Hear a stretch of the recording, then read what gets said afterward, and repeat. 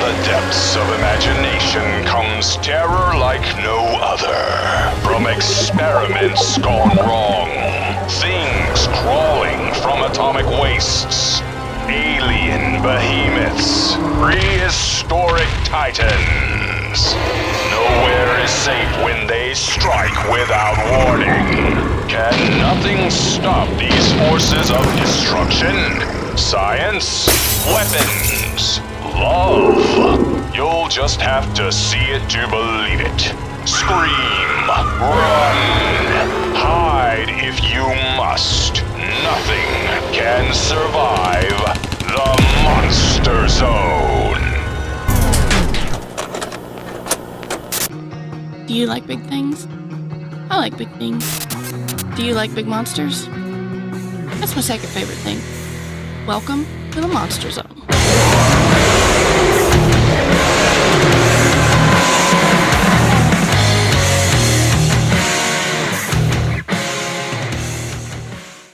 Greetings, folks, and welcome back to the Monster Zone, where we discuss classic and not so classic movies from the past. And who do I mean by we?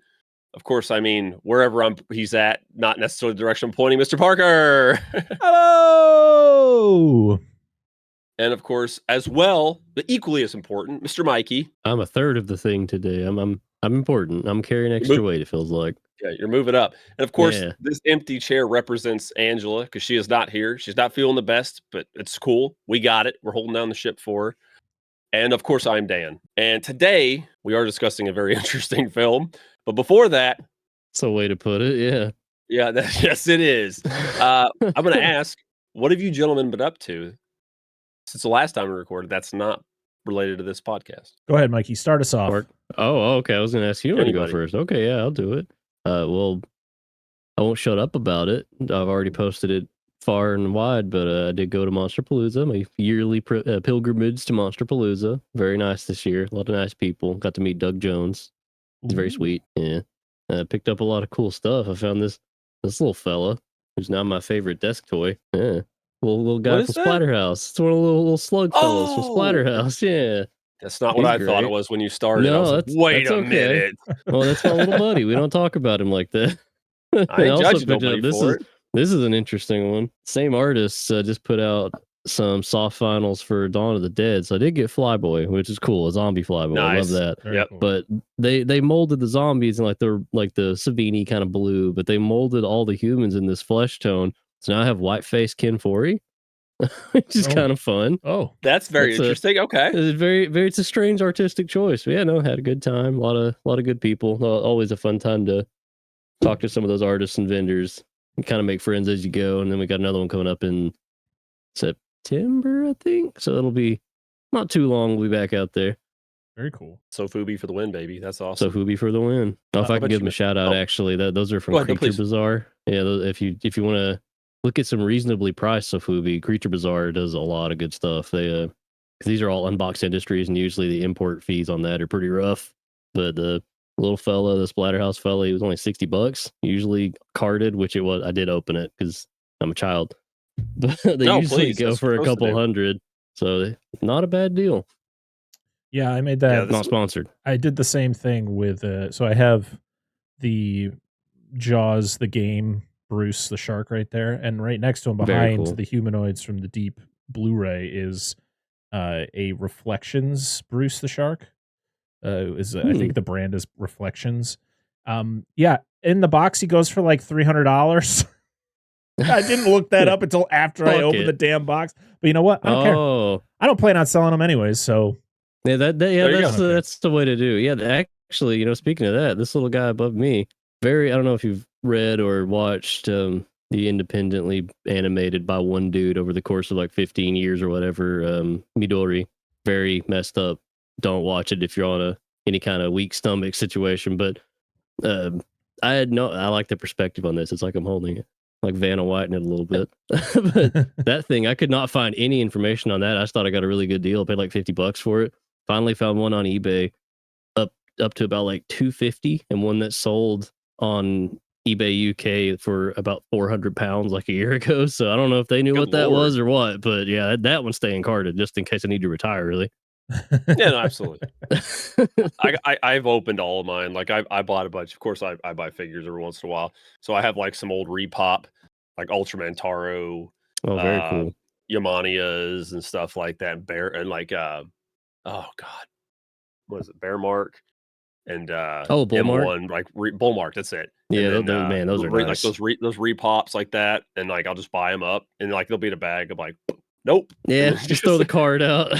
Like fuck them. But no, use the bag to hold a sandwich or something. Hell yeah. It's called that's recycling, baby. Upcycling. Be responsible. What about you, Parker? What have you been doing? Not much. Just things, remodeling my house, so sort of doing some updates to it. Yeah, I mean nothing crazy exciting. I bought some movies. I think I showed a couple of them. I don't know. I didn't show them on the last episode of the Monster Zone. I don't know if I showed, but our next episode of the podcast, Prophecy. Oh, Prophecy! Very I bought that the 4K. If you're gonna buy this movie, just buy the 4K. It's like $3 more than the regular Blu-ray. So spend the $3 and get it. So treat yourself. And I bought Humanoids from the Deep, the Blu-ray.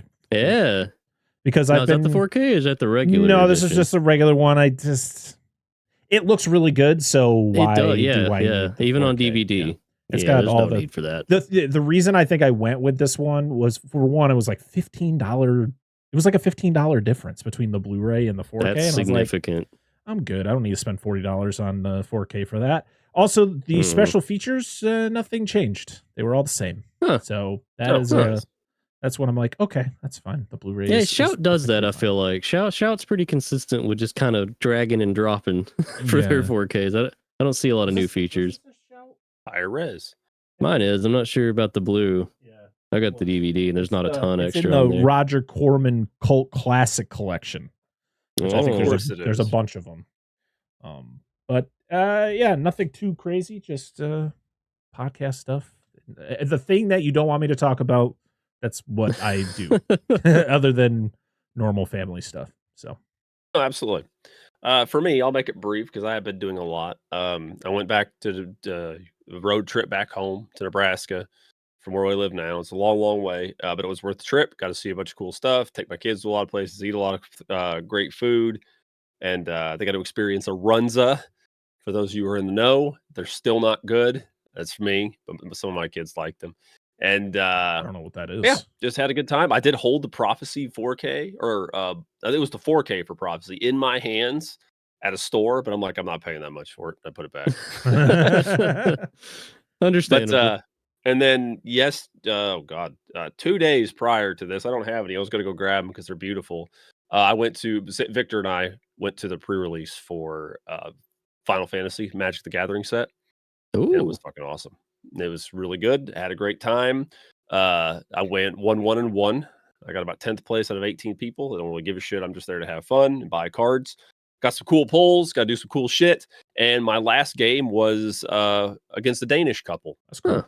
That just happened to be there. I was like, oh yeah. They're like, we kind of cut up with them, talked to them and everything. And I was like, well, maybe I'll see you next time. They're like, yeah, next year. I was like, oh, so you're vacationing here. You don't like actually like you didn't like move here. They're like, no, we just vacation. I was like, well, if they're doing an event when you're here next year, sure as shit, I'll try to play with you. So very nice. How did Victor do? It was a good time. He got 5th.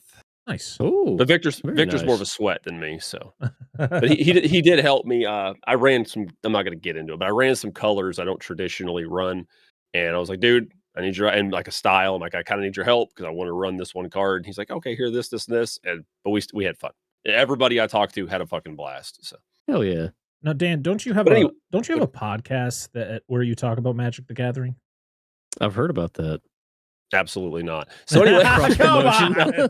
I'm trying to push this out, man. I'm trying to get you some. No, I appreciate it. I do. Actually, you know what? I'm just gonna. It's like, actually, I hate podcasting. I don't even have a regular podcast. Just drops out of the call. Right. I do a podcast called Man and Worm. My son Victor's going to be on it for this episode coming up, and hopefully into the future. So I just have more. I'm really bad doing it myself. I need people to bounce off of, and he's going to be there. And we have 2 entirely different play styles, and I think that'll help. And he plays a lot of different games other than Magic. But it is on Spotify. It's Man of Worm, so WURM. And it's just, I hadn't done an episode in a little while, but we just dropped one, and it's really about Final Fantasy, how our experience with Final Fantasy. So it is pretty good. Check it out. Make sure to check it out. Yes. And that being said, as I move away from the mic, as all professional podcasters do, to breathe in, we're going to talk about a movie today. And I'm probably going to get the date wrong on this, but I'm almost positive it's 1980. Is that correct? Perfect. 1980s Humanoids from the Deep. Humanoids from the Deep.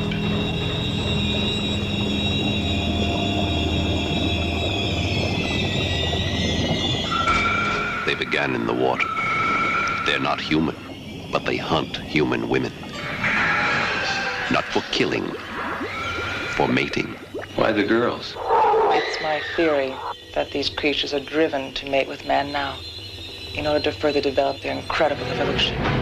Humanoids from the deep. Anywhere you run, any place you hide, any time you stop, they will find you. Humanoids from... Or when I finished watching the movie, Monster, the Humanoids from the Deep. Yep, in like tiny little parentheses. Yes.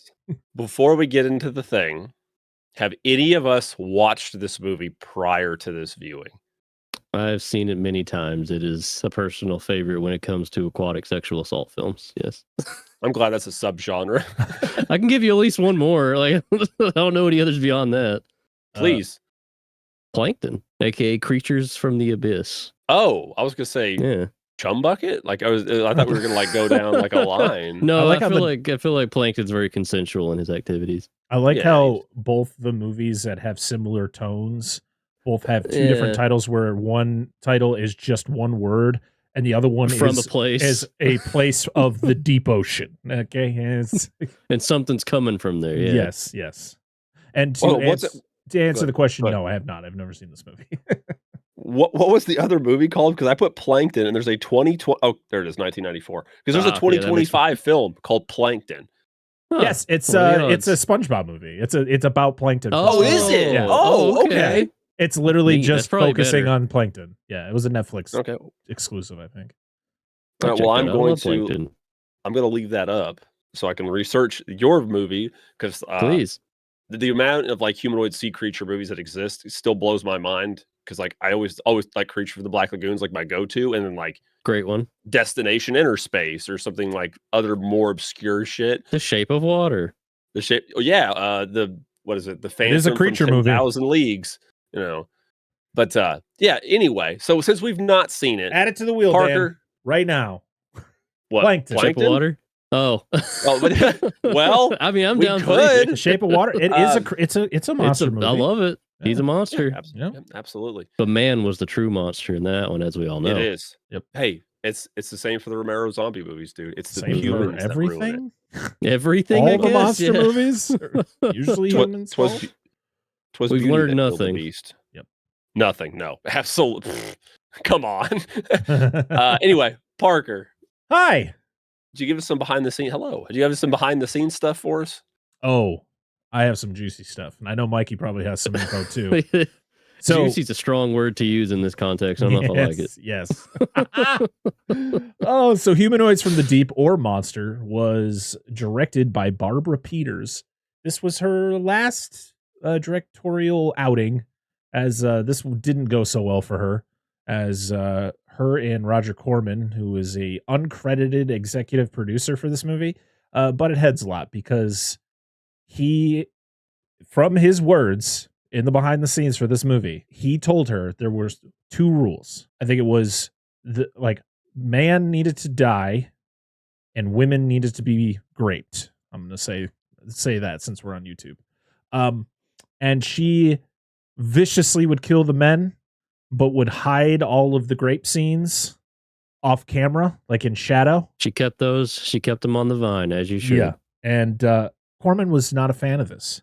So after the movie was done, he brought in another, like, it was somebody who was already working on the movie. It was, I think, Jimmy like a second unit. Murakami came in and did all the sexual assault scenes with the creatures on the women. So I actually had a question about that because Murakami is credited. I was thinking that he also did the additional, much more graphic scenes. But looking into it, it looks like their second unit guy, James Sabard. Yeah, it looks like he's the Death Stalker dude, I guess. But it seems like he was the one that did them. So I don't know what Murakami actually did. But he has a really cool like filmography. He's worked on Heavy Metal, The Snowman, When the Wind Blows, like a bunch of really good animated stuff. So I'm wondering what his involvement was, if it was those gore scenes as well, or what. Might need to dig into the extra features on that. Yeah. It was interesting because Corman is just very blunt. He wasn't trying to dance around the fact that he wanted these sexual assault scenes to be visual, to be very graphic. With these creatures, like he didn't want to hide anything, but he the thing was is when he talks about what Barbara Peters did with the movie, he was like, I see, I get why she did it, but that's not what I wanted, so I ended up doing this stuff kind of behind her back.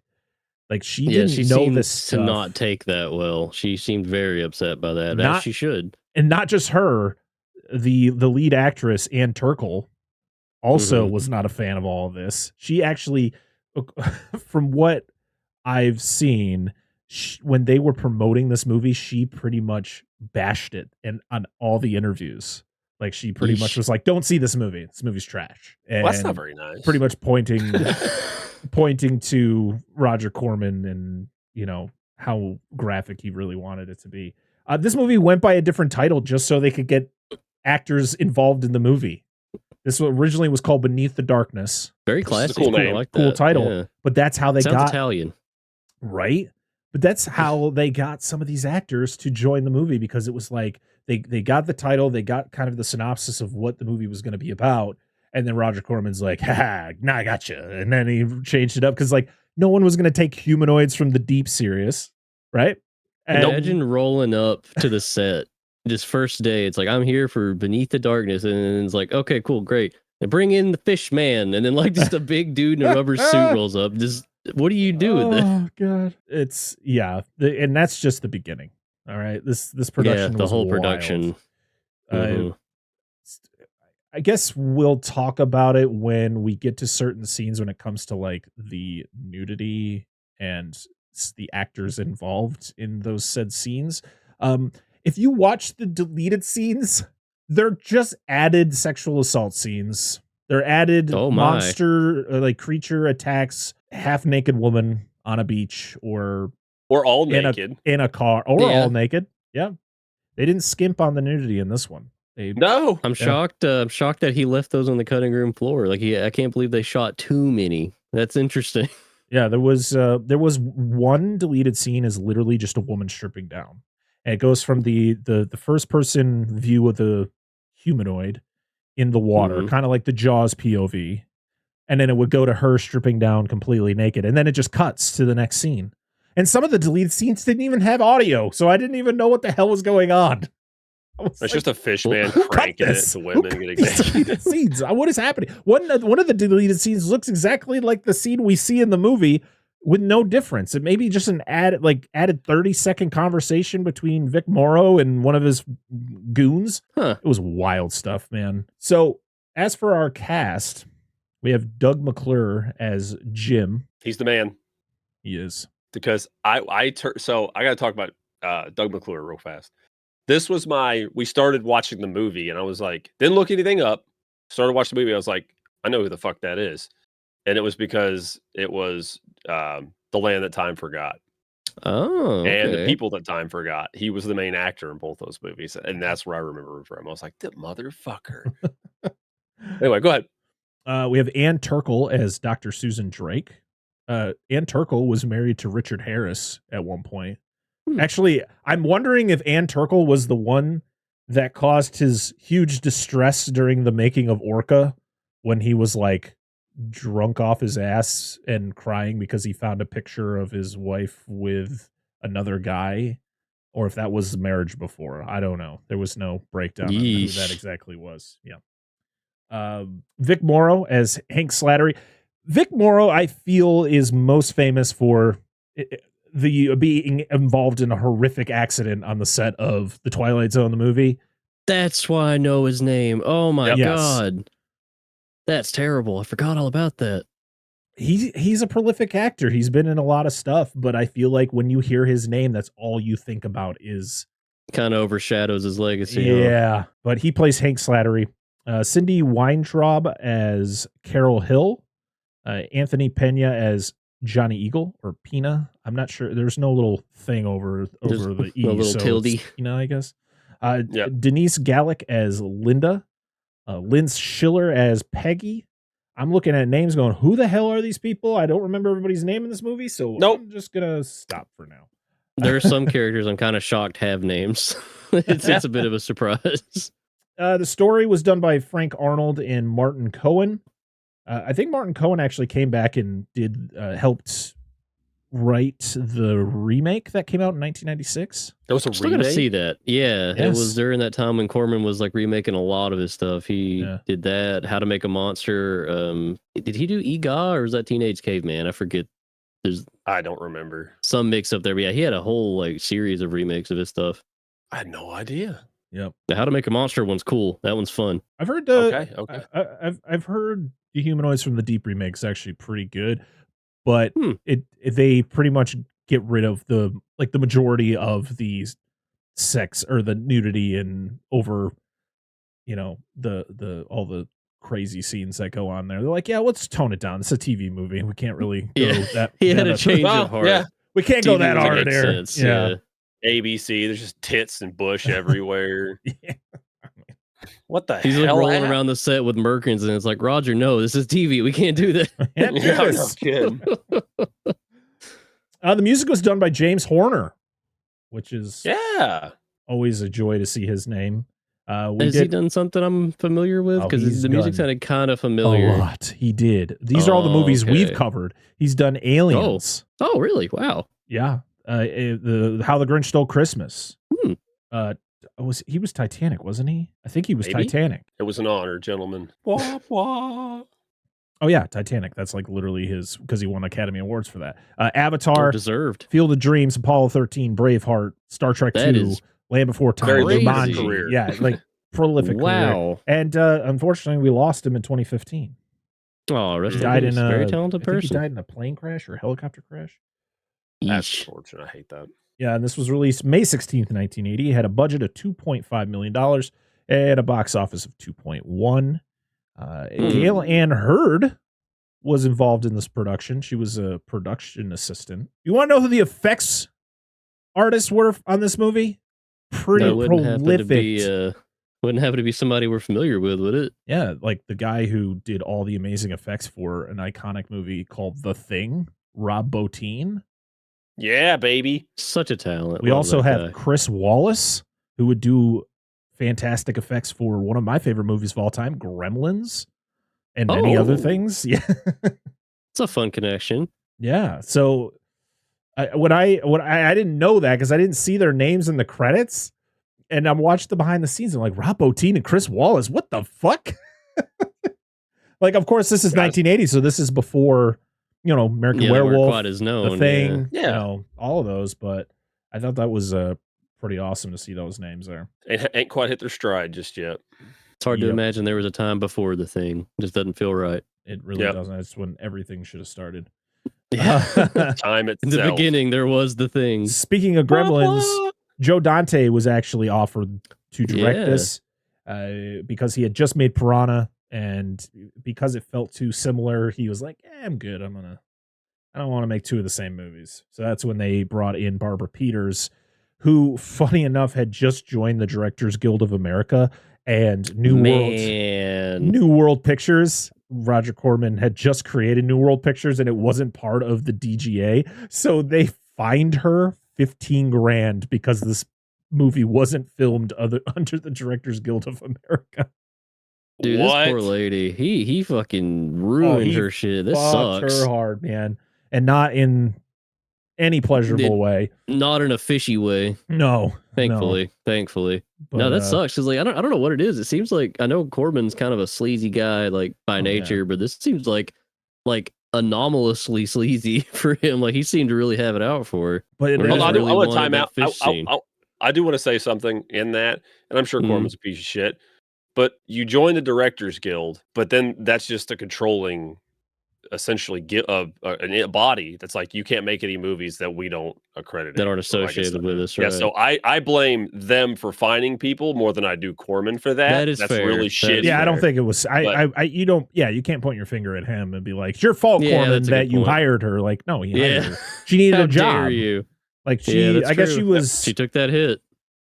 She was, I guess, recovering from an illness, and she was having a hard time finding a job, and this was kind of like take what you can get. We kind of need someone to do it. And Corman even was stating, he's like, I didn't, she was a woman, but I felt she could do the job, but unfortunately she didn't want to follow. She did the job, but she just didn't follow his directions to a T, and it turned out that anytime this movie is mentioned to her, she just is like, nope, I don't talk about that movie. Yeah, some of the quotes I've seen, she does not seem very happy at all, which I do not blame her for. I mean, that's a lot of people just consider it a softcore porn. It's just like, man, I don't know if there's anything soft about it. No. They have scales. They do. Rigid.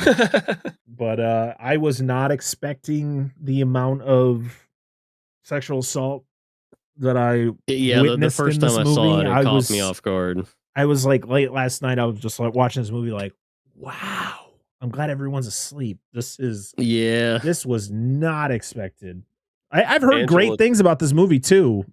And the monster design was always something that I remember seeing in like documentaries because I've seen like this movie mentioned, but I had never actually seen the movie, but I remember seeing the creatures.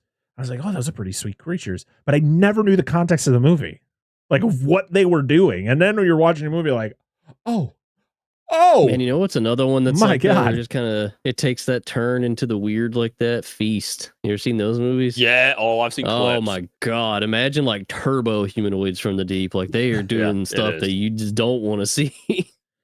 Yeah. Go ahead. No, go ahead. I was saying Angela chimed in about this, and I was like, we were talking about it, and she's like, I just didn't realize it was going to be like so rapey. I was like, I literally made a comment about it every time it got brought up. She's like, I thought you were joking. I was like, no, I was not joking. It's no laughing matter. Listen, no, I have never seen this movie. I knew about it. I've known about it for a long time. I've known about the context of it. And I literally picked it because I figured it was like kind of it has a hot button issue in it. So I figured it'd be an interesting thing to talk about. And like, I just think it's funny. Like, she just had no fucking clue. She's like, you were just bullshit. I was like, no, I wasn't. It's real.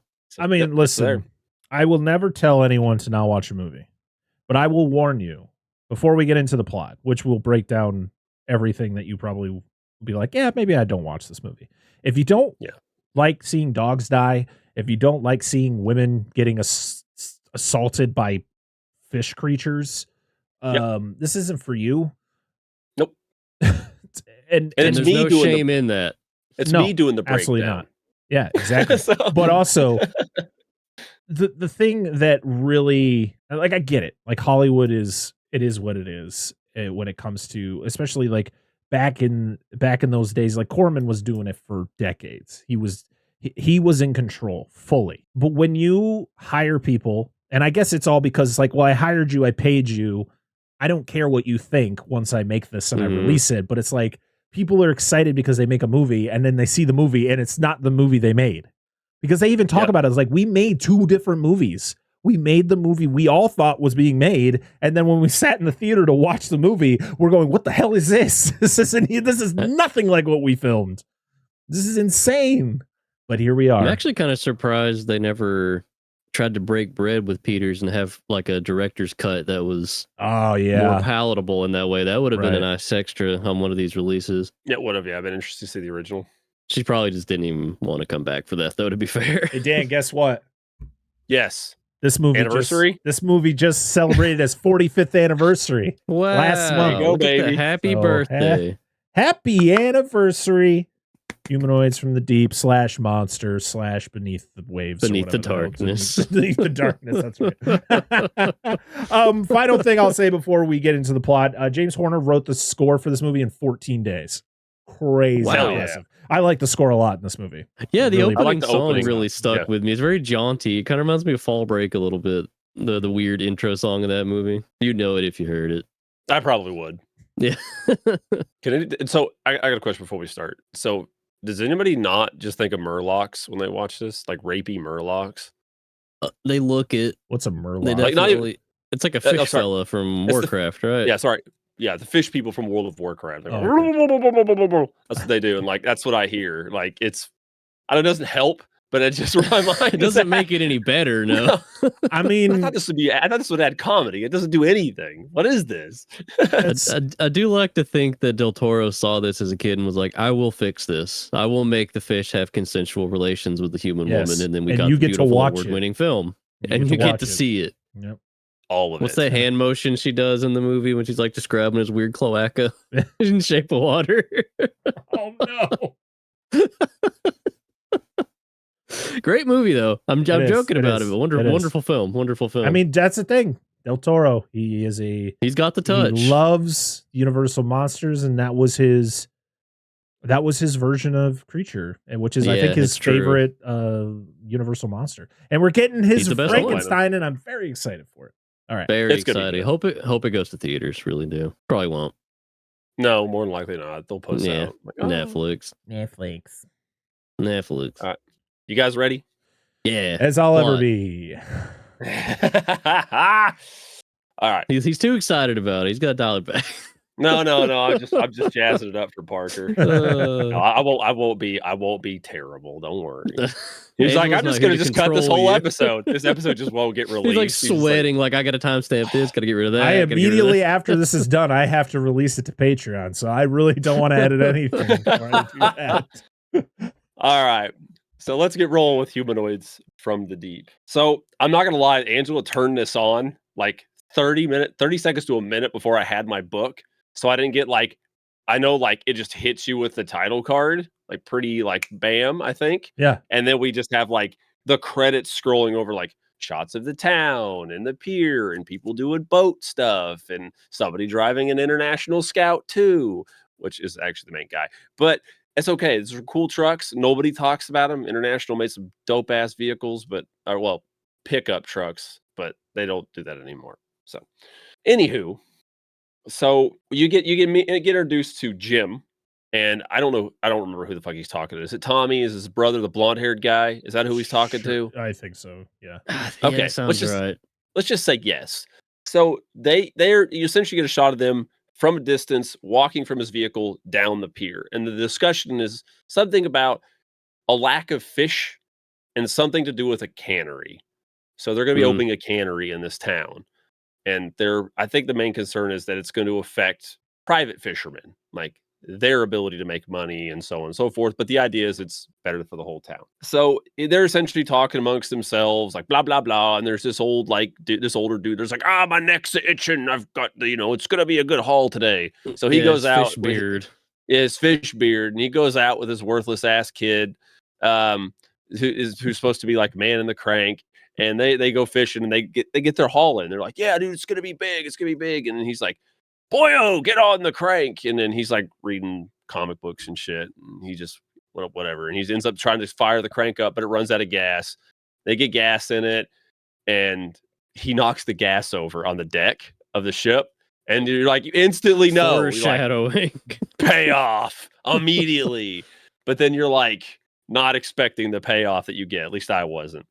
So they start pulling it in. They're trying to pull it in. You get little shots fishy hands, woo, in the net in the water, and they can't pull it. And the crane arm starts breaking, kind of like Jaws. The crane arm starts giving way. I noticed that Amity Island shirt, by the way, Parker. Was that intentional? No, I was just wearing it today. Convenient. This is a very Jaws-like film. Very other much. Coast though. This is like Jaws, but it's on the other side because this takes place in Washington. All I know is that they gave this 10-year-old child way too much responsibility. Yeah, he was he was like turning the cranks and like shoveling coal into the furnace and like dumping the gas. Put some gas in that thing. Where are you? Gas up the tank, make me a drink, bring me a sandwich. He's just like giving him a list of commands. The boy can't keep up. No, he's trying to enjoy his comic, man. Let him enjoy his comic. And I don't blame him. The dude just wants to get some reading in. So anyway, he's going to his dad tells, get away from the crank, come here and help us try to just pull it in, get some tension off of it, right? So as they're doing that, the something fucks up with the boat. The boat stops working. The helmsman's like, the crank or the whatever is fucking broke. And, all bad luck. So they're all down there pulling. The fat kid falls in the water. And they're like, oh no, we got to get him out. And then the dude on side's like trying to like call, hey, Mayday, SOS, we're broken down, blah, blah, blah. And then like the kid like reverse filming, like gets pulled under the water. I'm like, all right, that's a choice. You could have like probably filmed it again where they he did just it a couple times under. With that reverse shot. Yeah. They did. And then there's like blood and the dad's like, I gotta get my kids. Like, it's too late. Like trying to pull him back and shit. And then the helmsman, like I don't know how much time has passed in this. He calls for help, grabs a flare gun, like, we're fucked. Like you're not far from land. Runs out with the flare gun, just trips, it fires, the deck goes up in flames and immediately explodes. I'm like, cruel. What is this? This is cruel Jaws with the woman pouring the gasoline on herself and then she blows up the boat. I will say this is done way better. Oh, no. God, way better than Cruel Jaws. Oh, absolutely. Yeah. The funniest thing is so they have this really dramatic scene where the boy gets pulled under. He's clearly dead. I'm glad. I love when movies just don't give a shit about killing kids. It's just like, like Alligator. Cool I'm super okay with kids dying in movies because it's like it's a movie, everybody. It's a movie. Like dogs, it's different, and we're gonna get to that in this movie because that also happens. Yeah, we are. I don't know. I mean, I can watch a movie where a dog dies because I know it's not a real dog, but I get why people may be uncomfortable with that. But I digress. Mm-hmm. No, it's fair. Sometimes the kid stuff gets to me. Yeah, when the kid gets pulled over, he's dead, and the dad's getting held back. I gotta get my boy. It would have been so much. I think the decision to just be like, let them survive and then like have the dad like be a part of this, like trying to figure out what the hell it was type thing. But instead they're just like, nope, kill them all, blow it all up where nothing happened. Like you get nothing from this. Just like, and they're not, you can see they're not that far. Dude, Jim's over there with his binoculars. You can practically see the shore. Yeah. All right. Well, that's bad. Yeah, pretty much. I will say I do like the shot where like after the kid falls in, there's like you get the hole in the net.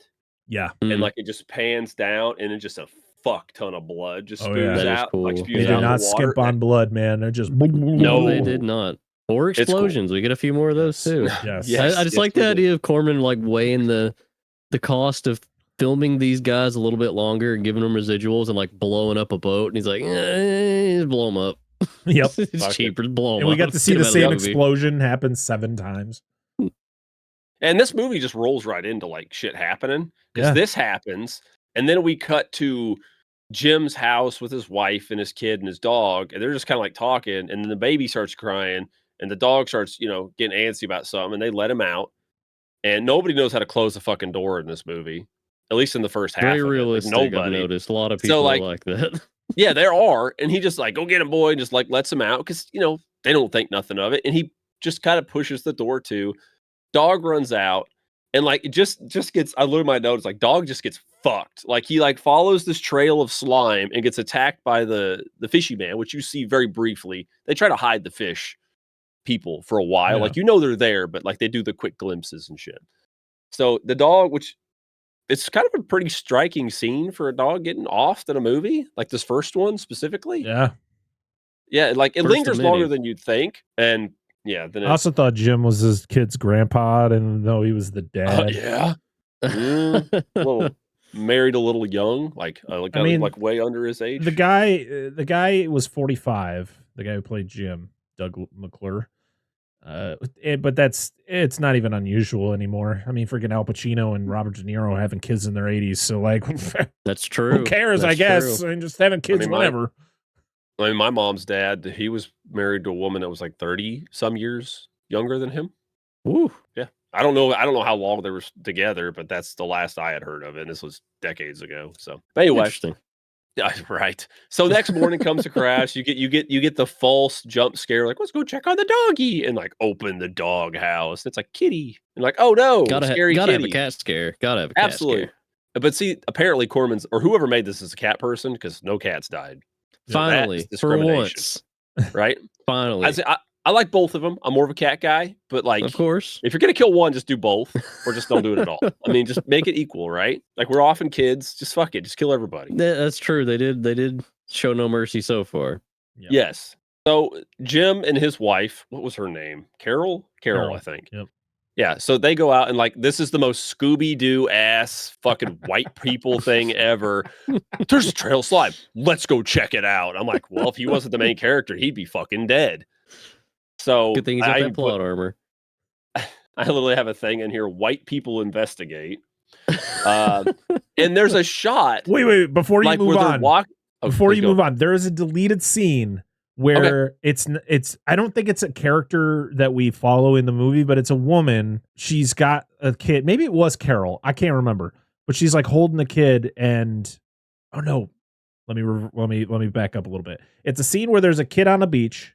And the kid finds something and is about to get attacked by the creature, but it runs back to its mom, and the mom picks the kid up and she's like, does something scare you over there? And the kid doesn't say anything. She's like, maybe we should go over there and check it out. And then she hears something. She goes, maybe we won't go over there. And I went, smart move. She's like, we got to get out of here. And I was like, wow. I know. Someone makes a bright decision and is like, we can't have that in this movie. How's she gonna get killed by a fish? We could get this out of here. Right? Like, and this is like, all right, we'll just do, like I said, the Scooby-Doo white people investigate. Let's go find out. Instead of, let's just fucking leave. But, you got to do the shaggy walk. So, yeah, it's right. Yes. And there's that shot, like, where they're walking, like, following the sludge trail. And, like, it's like a shot from somebody in a tree. And I'm like, is this supposed to be one of the creatures? Which doesn't make any sense. I think it's just a perspective. Why are you there? Like, they have to figure out they've conquered the land, and now they need to conquer an all-terrain creature, yeah. Clearly. The Trifibian, baby. Like, they'll just get wings, be Gappa, and fly away. Dude, holy shit. That's the sequel. There was supposed to be a sequel, by the way. That's true. Yeah. There was one in... I think it was supposed to come out a couple years after, and there's like, maybe we shouldn't do that. Yeah, pretty much. We get a shot of the dog. There was a character I didn't mention earlier, but he did become prolific. It's oh god, his last name's Eagle. Oh, the native fella. I forgot his first. Yeah, Johnny. He's really cool. Johnny he's Eagle. awesome. I like him. I love this guy. He's dope as fuck. Yeah, there's a lot of racism in this movie too, by the way. Yes. Like, actually, yeah, good point. A whole Major. bunch, just like right away. Mm-hmm. Like I pointed out in here, and both sides too. So, but I mean, it's not just. I'm not saying it's fair, but like you hear it for both sides. So, but anyway, we come to the dock the next day, and like everybody's dog's dead except for Johnny Eagle's dog. So, do we ever get any clarification why that happens? I'm not sure. I just the creatures set up Johnny to be like, let's make it so that the white guys in the town, think that the native guy. They're sort of intelligent. Maybe they were planning something. They said they picked up on the racial tension. Yeah, it was just odd that it was like, Hank and his goons show up to the dock and they see all the dead dogs except for Johnny's dog, and that kind of puts it in their head like, oh, Johnny did this. But it's like, why? But why would he do that? Why? Come on. Yeah, what? But it doesn't go anywhere other than the fact we get a fight later. Now, it should be noted also that Johnny's very openly opposed to the cannery, so maybe that's where their logic is like... Yeah, he wants to get the land back for his people. Is his whole as you should argument. Yeah, hey, rightfully so, dude. So you see they did what Parker just mentioned, and then like we cut to this woman like in like a nightie kind of thing, like by her window or whatever, just doing to my window. Or it's the every move you make. I'll be watching. I'll be watching. Yeah, you. That's this she's just in the middle of an R&B music video already in progress. She wasn't like doing this the whole time. Like most of the women in these movies were just like, "Is there someone out there?" It's like, why are you rubbing yourself like that? No. The only got the ice cubes up there. Yeah. Like, oh man, what's going on out there? Is there somebody out there? Visual I hate users. how real that is. I hate Watch how the real video. that is. Yeah, watch the video in this episode, Actually, please. And it's if you worth could it. not, that'd be great. No, bullshit. Listen, Mikey may or may not have put something in his mouth, but you won't know until you watch the video. Who knows? Exactly. It's a mystery. Oh my There's God. there's more than a 0% chance that he had done that. So you never know. Anywho, so you literally get these shots of like somebody watching this woman from outside.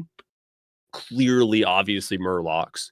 But like, and then she's just like, the only thing with this scene that was unbelievable to me is like, she's like watching outside, and the fact that she's doing this, like just wearing this like revealing clothing to some extent at night in front of open ass windows.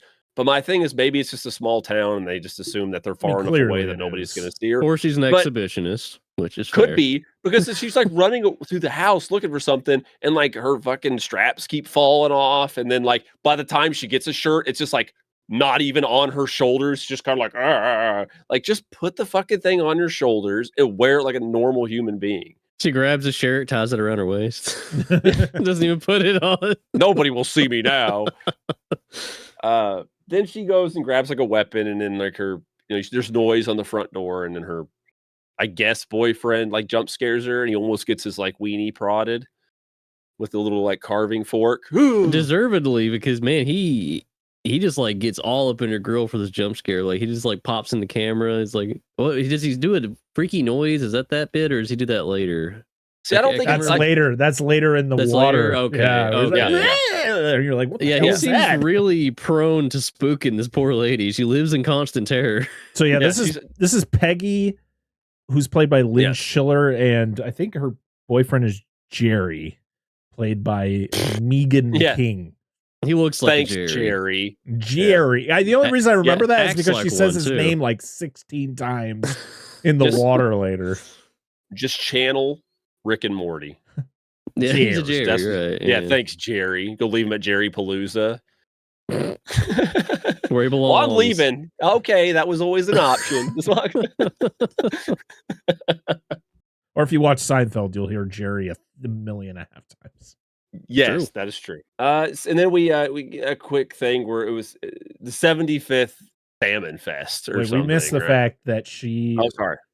So he comes over because he thinks he's going to get lucky, but she got scared, so she's not in the mood. I was like, you prepped you did all that prep work. You had the lingerie on. You were ready. Mm-hmm. It's like, okay. I mean, and then listen. I wouldn't want to sleep with that guy either. So no. And then she says, I can't really blame her. She even says, "Well, so and so is going to be here in a little bit." Like, why did you even do that? Point? What's the point? And he's like, it would have gone a lot more smoothly if there were no fish monsters. To be fair, yes. I'm assuming they were going to go to the opening or the pre-event for the 75th annual Salmon Fest, or Salmon, as the people savages call it in this fucking movie. So, the main reason why Lynn Schiller was cast in this movie is because she was Playmate of the Year in 1975. Don't remember what month. Good I think for it was her. like July or something like that. So, clearly, okay. She so of course Roger Corman's like, well, clearly she's okay with nudity. So he had to get at least one person he didn't have to force. Yeah. Like, yeah, she'll be fine with being ravaged by a fish, man. Like, this by is a fishman. Normal. Yep. Fishman. Seamen. You're gonna get attacked by seamen. Ferryman. Haven't I done this movie before? No, like a sea man. Like a monster fish person. There's a man named Ferryman. Yes. Ferryman. True. He's not suspicious. Irony.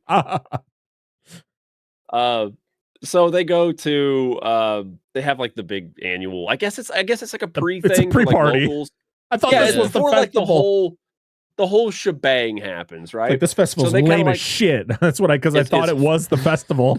I'm like, what the hell is happening? Weak. It's like, where's the punch? If this has been spiked yet? I don't know. I listen. knowing the people who run this town, I'm like, I think I'm gonna skip this party. This just doesn't seem like my thing. Sorry. They all seem pretty greasy. I don't want to fuck with these fishmen. Not the fishmen, the fishermen. Different. Fairmen. The fairmen. Fairmen are questionable. So they talk about, they have one of the dudes from the cannery come up, and he's like, don't worry, they do the usual fucking spiel. It's going to help the town. It's going to make jobs. It's going to make you money, and it's going to increase fish because we're doing illegal testing on fish to make them grow them faster, grow them bigger, blah, blah, blah. And we have a scientist over there. She may be a lady, but she knows what she's doing. I was like, why'd you have to include that in the line? Why did you say it like that? What does that mean? It's like, is she good or not? Does it matter? It's like, well, she is a woman. It's like, that didn't answer the question. Is she good at her job? I like that setup though, because like they just like look at the camera. It's like, and anyway, we're working on fish enhancement drugs. Just like look away. I was like, I wonder what the cause of these creatures these fishermen come from. Strange. This feels like an alternate reality where like there are like natural sexual enhancement for fish. But this is what this pitch feels like. It's just gills, natural enhancement for fish. It's like The Boy. You guys watch The Boys? No, I've not. No. Are you talking about The Deep? The Deep. He's got the gills on the side, and that's like a pleasure thing for him. It's like this girl literally shoves her hand in his gills. It's like, oh, that's upsetting. I don't what like the that. hell is happening? But he breathes from there, doesn't he? Yeah. He's got an asphyxiation fetish. I mean, people got to do what they do. Yeah. They got to do what they do. So essentially, they say it's going to be better, whatever. And this is where you kind of get your subtext for this is what's happening to why we have fish people. But more on that later. Johnny Eagle shows up with his dog dead, but like clearly murdered by somebody, not the other dogs. Fish. Clearly murdered by Hank and his gang because they don't even hide the fact that they did it. No. And then like this, okay. No one does shit. No, until Jim shows up later. But this sheriff, can we talk about the sheriff real quick? This dude is the most monotoned, one-note fucking guy I've ever seen. He's like, we got this. I was like, what the is this Bumhauer from fucking King of the Hill? Like, who is this guy? Like, he doesn't have any emotion. He's sleepwalking through this movie. Especially by the end. And I'm just looking at him going, are you going to do your job? Like, somebody needs to get in trouble for this. Somebody. Yeah, poor Johnny. No, because they like in this. What's this dude? Slattery. That's all I know him by. Like what is his role in this town? He's like one of the big. I think he's one of the big guys, big fishermen. Like but he's not like. Does he own? Is he like? Doesn't he help run the cannery? He's something to do with getting them here. Like because it's not fully like operational, but he has some big pull in the city or the local government where I think he's like top mayor. Dog when it comes to like the fishermen in the town. He's our the alpha fisherman. Yeah, he's our oh damn it. I forget his first name. He's the Richard Harris. He's a night crawler. Oh, that too. But he's the Richard Harris of this movie. Yeah, Richard Harris from Orca. Yep, that's him. Yeah. So he's our big villain, but not a mayor, not a shady mayor. No. We don't necessarily have. We do have a shady sheriff. I don't know if he's shady. He just doesn't do it. Yeah, is he shady or just really bad at his job? He's just bad at his job. Both. He doesn't know whose side to take. He's like, yeah. I feel like the sheriff is like he was buddies with Slattery in like high school or like knows his dad or some shit like that. So they have that connection. That's why they're kind of always seen together. But it's one of those bullshit things. But anyway, so Slattery's a piece of shit, and then there's a bunch of racism towards Native Americans, and they like kind of beat the dude's ass unfairly, as they do. And then like Jim and his brother like roll up, and like the fist fight doesn't look the best at times. It looks kind of like dicey, but I was like, whatever. Sounds always make the me Foley, laugh. All the Foley. Oh my god, yep. It is hilarious. If I can get a clip, I'm gonna throw right in here of just please like do 5 seconds of punching from this fight. Yep. Isolate that so I can make it my ringtone, please. It's so awkward. I'll send it to you. So, please. So everybody kind of gets like beat up. like, well, mainly Johnny gets beat up, but like, you know, Jim and his brother break it up. Everybody kind of, then the sheriff finally does something about it. He's like, all right. He's just like, everybody go home. Yeah, after the ass whooping, which is entirely bad timing. He's just sitting there in the back like, wait, no, stop. Oh shit, there's a fight going on. I probably should step in and do something. All right. Well, my boys lost their edge, so I'm going to break this up. That's literally what it felt like. Like, oh, they don't have the advantage anymore. Yeah. And of course, there's a bunch of they all discriminate against the Native Americans anyway. Yep. So, essentially, Johnny says like his whole goal is he's like, I'm fine. He's like, if you're going to play it do this way, I'm going to play on your terms. I'm going to take you guys to court. He's like, we're going to go to court, and I'm going to get the cannery out of here. I'm going to get the land or whatever taken back for us. Whatever. So that's the plan. And of course, they don't like it and blah, blah, blah. So we come to the beach. Fun time on the beach with this other girl, which I think it's the one girl with a 90 and then her boyfriend. So Peggy and whatever. Jerry. Yes. Thanks, Jerry. Becky? I think that's Tommy's girlfriend because she just lays there. Or is it Linda? Maybe Linda. I don't know. Because she's just laying there, and like these two are like eating face. They're like heavy on each other. Like I swear, and she's just watching. She's like, I'm ready. Like, come on, let's just keep the ball rolling. She's ready to, she's gonna butter her biscuits to this, dude. Like she's waiting for somebody to tag her in. Yeah, like I'll just wait for the opportunity to strike. I've seen these movies before. Fuck, she knows that lady's been in those movies probably. No, I'm just kidding. Just because you're a playmate doesn't necessarily mean you're in pornography. No, not at all. And it's actually funny you mentioned that. I don't think they count as pornography, but just to kind of hammer home the shitty situation with Peters, like she had done exploitation in like sex oriented films. So like it really sucks that this was like the push for her to kind of get out of that kind of thing, because it seems like she enjoyed kind of working in that world, and then they just took it too far with this one. Oh yes. Yeah, probably. Are you talking about the director? Yeah, the director. Yeah, she had done a couple. Okay. She did the Night Shift Nurses movies, and then I think is what they were called, and then she did a couple exploitation movies beyond that. Okay, so she wasn't a stranger. She's not. Yeah, she's not unfamiliar. It's just that extreme, which kind of puts things into perspective. I wonder if that's why he's like, well, yeah, she could do this. Yeah, maybe he kind of had like a preconceived notions. Yeah, probably. But yeah, so those two run off, and they go eat face somewhere else. They go run across down the beach. Yep, to the mythical blowholes. Because that's what they look like. I mean, it's just like water comes shooting out of them. And then they frolic in the water, and there's this scene where they're just kind of playing, and then he disappears in the water. She's like, "Where'd you go?" And then he pops up. Jerry! He does the does noises. We even had to get a close-up shot of his hand underwater going into her bathing suit and her ass. Yeah, he's just getting a whole fistful. Yeah, 100%. Like the camera fixates on the ass a lot in this movie. Like all of it. Listen, I'm not saying what happened is acceptable. Or oh my acceptable? God. It was accessible, all right. Acceptable. It was. I'm not saying what happened is acceptable. Inadvertently, she was chumming the water. That's all I'm saying. Chumming the water. Anyway, again, dial it back. So I have the notes here. So he stands back up after scaring her and doing his offensive Murloc interpretation, which offended me. That was that was a little much. You just see him just get pulled in the water. You can see underwater his ass just getting ripped away. Like he had to be just like a cable tied to him or something. Just pull his ass. You see him get pulled underwater. for a good amount of time. You're like, oh shit, where's the line? This is just I know, Jerry. I literally just have a scene in here. Bro was literally swept off his feet. That's what he get. Who knows what he said in Murloc speak when he made that noise? They were very, very upset. Oh yeah. Like, what'd you say about my mom? No, it was your mother. He said was dirty.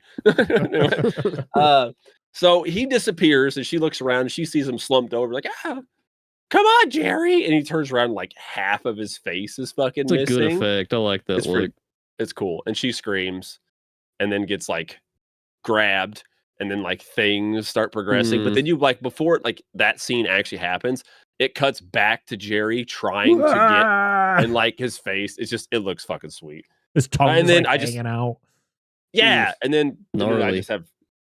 I just have grape scene. That's all Grape it says. scene. No other notes. Well, and that's what happens. So if I you think want to what elaborate makes further. I think Go what ahead. makes it so graphic is that this is such a weird thing to say, but like, there's sex in film that's tasteful. But as soon as you see a hip move or like a thrust, it's like, taking it too far. You see the fish's like booty kind of like getting a little gyration, and that made me uncomfortable. Well, I don't like seeing it. I think, I mean, since we're going to talk about it, but I think it was the fact that she's like, it's all done on the beach and she's like covered in debris and mud and stuff like that. It's clearly meant to be unsettling because, like you said, like when sex is depicted in movies, it's usually very clean and stuff very like clean, that. sterile. Like, this is not that at all. Well, the first thing that always happens is the creature has to rip off the top. Yep, of 100%.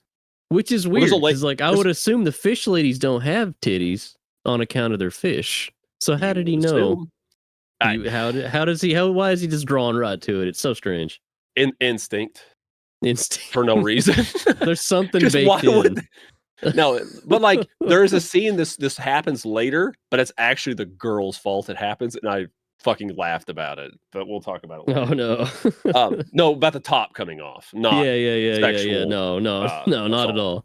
No. So anyway, that scene's done, and if you want to understand and you would just need to watch the movie to get what the fuck's going on here. And if there are any cutout stuff that you want to mention, Parker, please just stop me at any point. Okay. And then we get like the next day, I think we cut to Slattery on the boat, just going down the river with a gun by himself. Yep. And he's essentially going to eavesdrop on Johnny Eagle, and the other Native Americans. And the idea is that they found a judge to represent them free of cost because they feel it's going to be a really big, like, watershed case. It's going to be this big deal for everybody. And it's going to draw them a lot of publicity. So they're going to do it for free. He doesn't like the sound of that. And he's sorry. Cooking. I'm sorry. No. It's the next scene we cut to. It's the couple in the tent on the beach. The ventriloquist guy. And my oh quote my God, is, I forgot about it. The head is the best part. Many are saying this. This guy is a legit ventriloquist. Like, that's what his main occupation was. Good. I'm glad he seemed very good at it. They're like, hey, we're gonna have this extreme sex scene in this tent where this girl's gonna go get completely nude, and you're going to use your puppet to interact. You're gonna with this do girl. shtick. Yeah. And the only way she'll get naked is if she sees the entire thing. The whole thing. Dude, so when this started, I was like, and you hear all the like panned out, not inside the tent, you hear this like very suggestive comments, and then it shows the head of the puppet. It's like, okay, it's a joke, but then it's not. Like, it's not literally like she just starts taking her top, and she gets fucking butt ass naked. And I was like, watch this, like, lady, you better like control the position of your legs because you will hold nothing back. You're gonna bump us up to an X with like one slight shift. We don't need that. Like, relax. I was confused. I was wondering whether or not she wanted to have sex with the guy or the dummy. She was talking about like she wanted both. Yeah. Yeah, that's true. Yeah, they were kind of playing it that way. Don't worry, he's sanded. Yeah, no, you don't want to sliver in there. No, not at all. No. So I love scenes like this though, because it's like, it's like Parker said, that guy is a real ventriloquist from the sound of it. I just like the idea of being like, hey, look what I can do. Put it in the movie. I love it when somebody does a look what I can do, and they just like incorporate that into the film. Angela looked it up. David Strassman is his name, and he still performs to this day. That's awesome. Do you think if you asked him to like do some of the famous quotes from his hit appearance in Humanoids from the Deep, he would do it? Sign my Humanoids from the Deep, please. His puppet's name is Chuck Wood. Damn right. He was. I don't know if this was. I don't know if this was the. He sure was. If that was who that was, but click on his name on Wikipedia. His picture is awesome. I will be doing that. Angela showed me while we were up there watching because we did because it's like. And it's like, it's funny. Like, the dialogue is funny. Like, this whole scene is tongue in cheek. Yeah, to the max. It's funny. And then it's just immediately rape scene part 2. Oh, this one is this has got to be the worst one, right? Because this is where like 100%. Mikey is talking about, where it's like it's it's not okay, but it's like it's fine until you see some thrusting. You're like, oh, right, I don't like It this. takes it to and the there's next some level. thrusting in this one, and I was like, ooh. And there's thrusting, and then there's, well, you see like the back of her head, there's blood from her neck, and I'm like, wait a minute. Also, this scene was shot during a very cold night, and her lips kept turning blue. Yeah. So they actually had to put makeup on her lips to keep them pink. So I like that their thought process was not to warm her up, but to simply mask the signs of cold. Like, you might be suffering from hypothermia, but let's just make sure your lips look like you're fine. That is brilliant thinking on their part. I was reading in the trivia, if this is the right person, this was her first film scene and her first nude scene. And I think it was her last film, or her last. Maybe it was a different actress. Never mind. Moving on. But it could be. I don't know. But that's just said about Lady in the Tent was first nude scene, first appearance. Period. Yep. I was like, well, that's a strong way to start, I guess. Yeah, she went whole hog with it. Good for her. Yeah, fuck you. No, she was not holding back. So anyway, you get that scene, and they do the typical where like it rips through the tent, and like you think it's gonna happen, and the dude, he gets a pretty good like nail on the back, and like his back like rips open. And yeah. like, oh yeah. Shit, I'll come out his back. Yeah, it looks good. Pretty gross. Did they kill the dummy, or did the dummy survive? I don't remember. No, the dummy watches. they do a shot where it's literally looking. The dummy turns its eyes after he's already got attacked. There's like a killer dummy movie already in progress that we just kind of walked into. So it's like, is the dummy is it because of him, or is the dummy actually alive? What's that Anthony Hopkins movie? Magic. It's Magic 2. Yeah, Magic 2.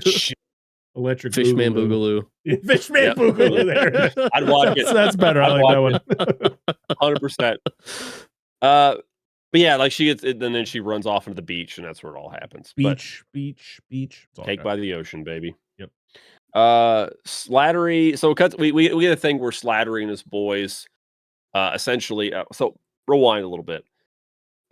Johnny Eagle meets up with Jim to kind of like, I think he's trying to garner favor for his idea, and Jim, I feel handles it fairly reasonably. He's like, listen, man, I'm for it, and you're against it, and let's just leave it at that.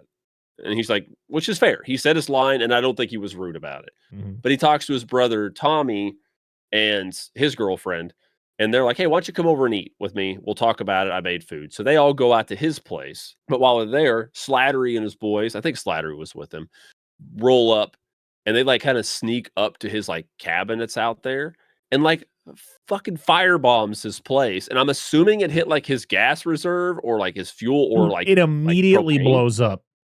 Blows the whole thing. No time to react. And Tommy does something. I did read a cool trivia point about that explosion. They recycled it for a really cool movie that could go on the wheel if killer bug movies count as monsters. Yes. The Nest. Very good movie. I like The Nest. That is what I want to watch. It's got a cool. Yeah, it's got a few movies to add before spoil we it. spin the wheel. So yeah, we're racking them up as we go. Hey, I'd rather have more than not enough. Plankton. Yeah, Plankton's already on there. I'm adding. I think The Nest is based on a book too, if I remember right. It's really good. Is it? I remember listening to the audiobook. I can't remember if they're related, but they're very similar if they're not. Okay. Makes me think of Island Claws. It's not like Santa, and it's not something about. Is that about crabs? It is about crabs, and I think it's only on VHS. That. And I've watched it when I was a kid, and I found some horrible rips on YouTube, and I need to go watch it again. Yeah, I will see Island Claws. That sounds awesome. Yeah, it's and I was like, Santa? Like, no, that sounds clawsome. There yeah. So they firebomb the place, it explodes. Then they're like, oh no, get the cranks or whatever. We'll start cranking water out of the river to put out the fire. They sent Tommy and Johnny do this, and they send his girlfriend off in his old Chevy pickup. Like, go get help. So like, but you see like the fishman heads like floating around in the water every once in a while. But anyway, they're doing that, and then they hear something, and Tommy's like, oh, you bitches, you cowards, I'll get you fuckers, and like takes his rifle. And this bothered me so much because it's a bolt action rifle, which is fine. He fires it, and he slaps the bolts up and cycles it, and you could hear in the show the actual rifle sound. But then a split second after it, of the hip cycle of the bolt, they have an added rifle sound that's added in post. They didn't sync it up, right? Yeah, well, it was too loud. Like, because you could hear that, like, just cycling the bolt. Because if it's a smooth bolt, it's not going to make a lot of noise. That's the point. But they just wanted to be really loud, so you knew what was going on. It just bothered me. Anyway, so he does like a fire. He goes to shoot into the water, thinking it's the people who threw the firebomb, but it's fish people. And like when he you gets least like expect them. I know, dude. You don't think that. Like, I'm on vacation. I'm by the water. I expect regular fish, not fish men. Fish sticks. Fish sticks.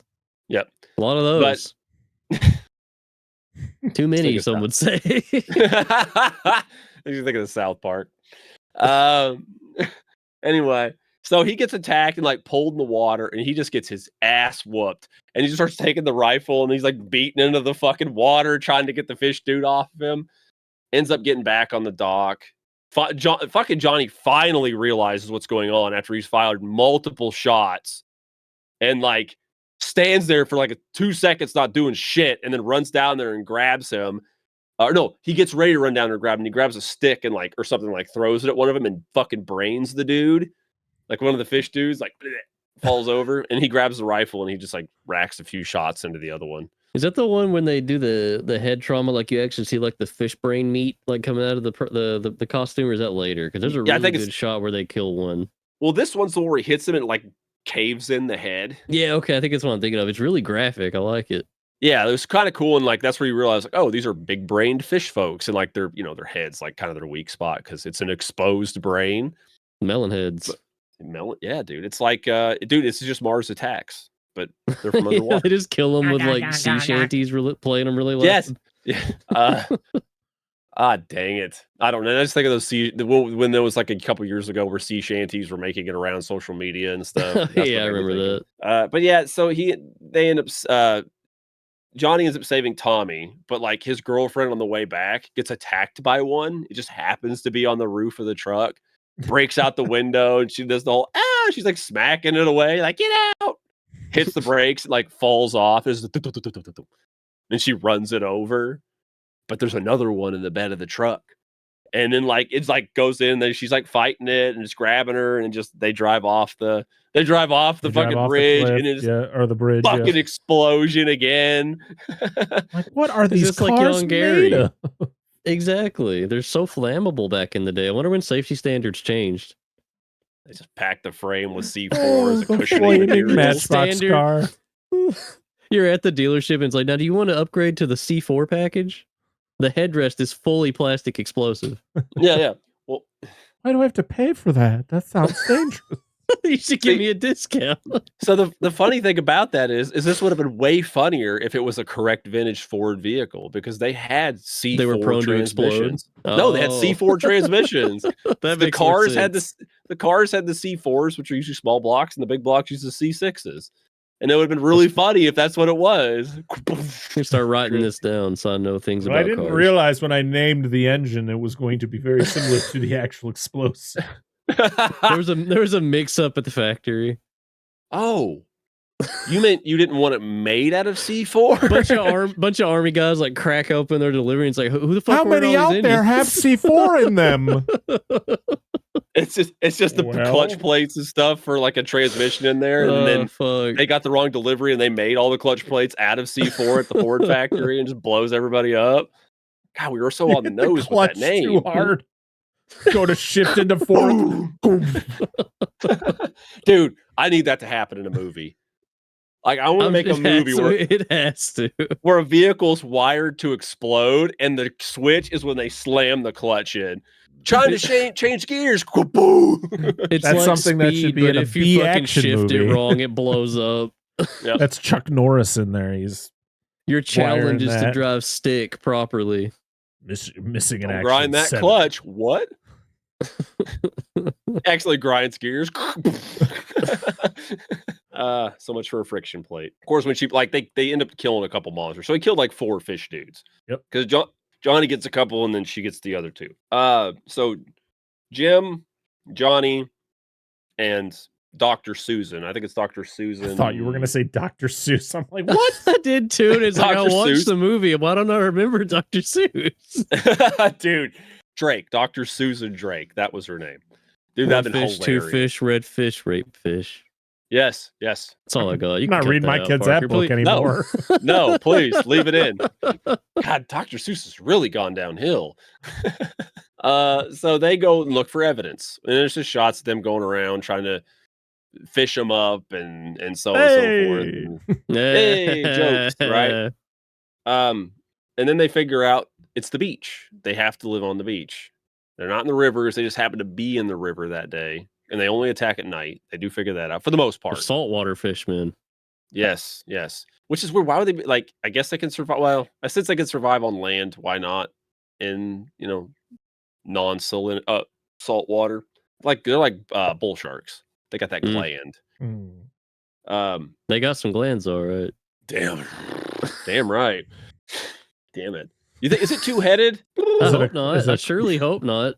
It's a clasper. Yeah. I just think of like I'm sorry that I only know from like Shark Week where they used to talk about like they bring up shark reproduction and genitals and stuff. Sharks, they have two dicks. Well, good for them. I didn't know that. It's like it's like I think that'd be difficult to keep up with. Would you like me to show you? Oh, so here's a model of a shark. This is actually a correct shark. This is actually a male shark because right here, these are called the claspers, and they have two of them.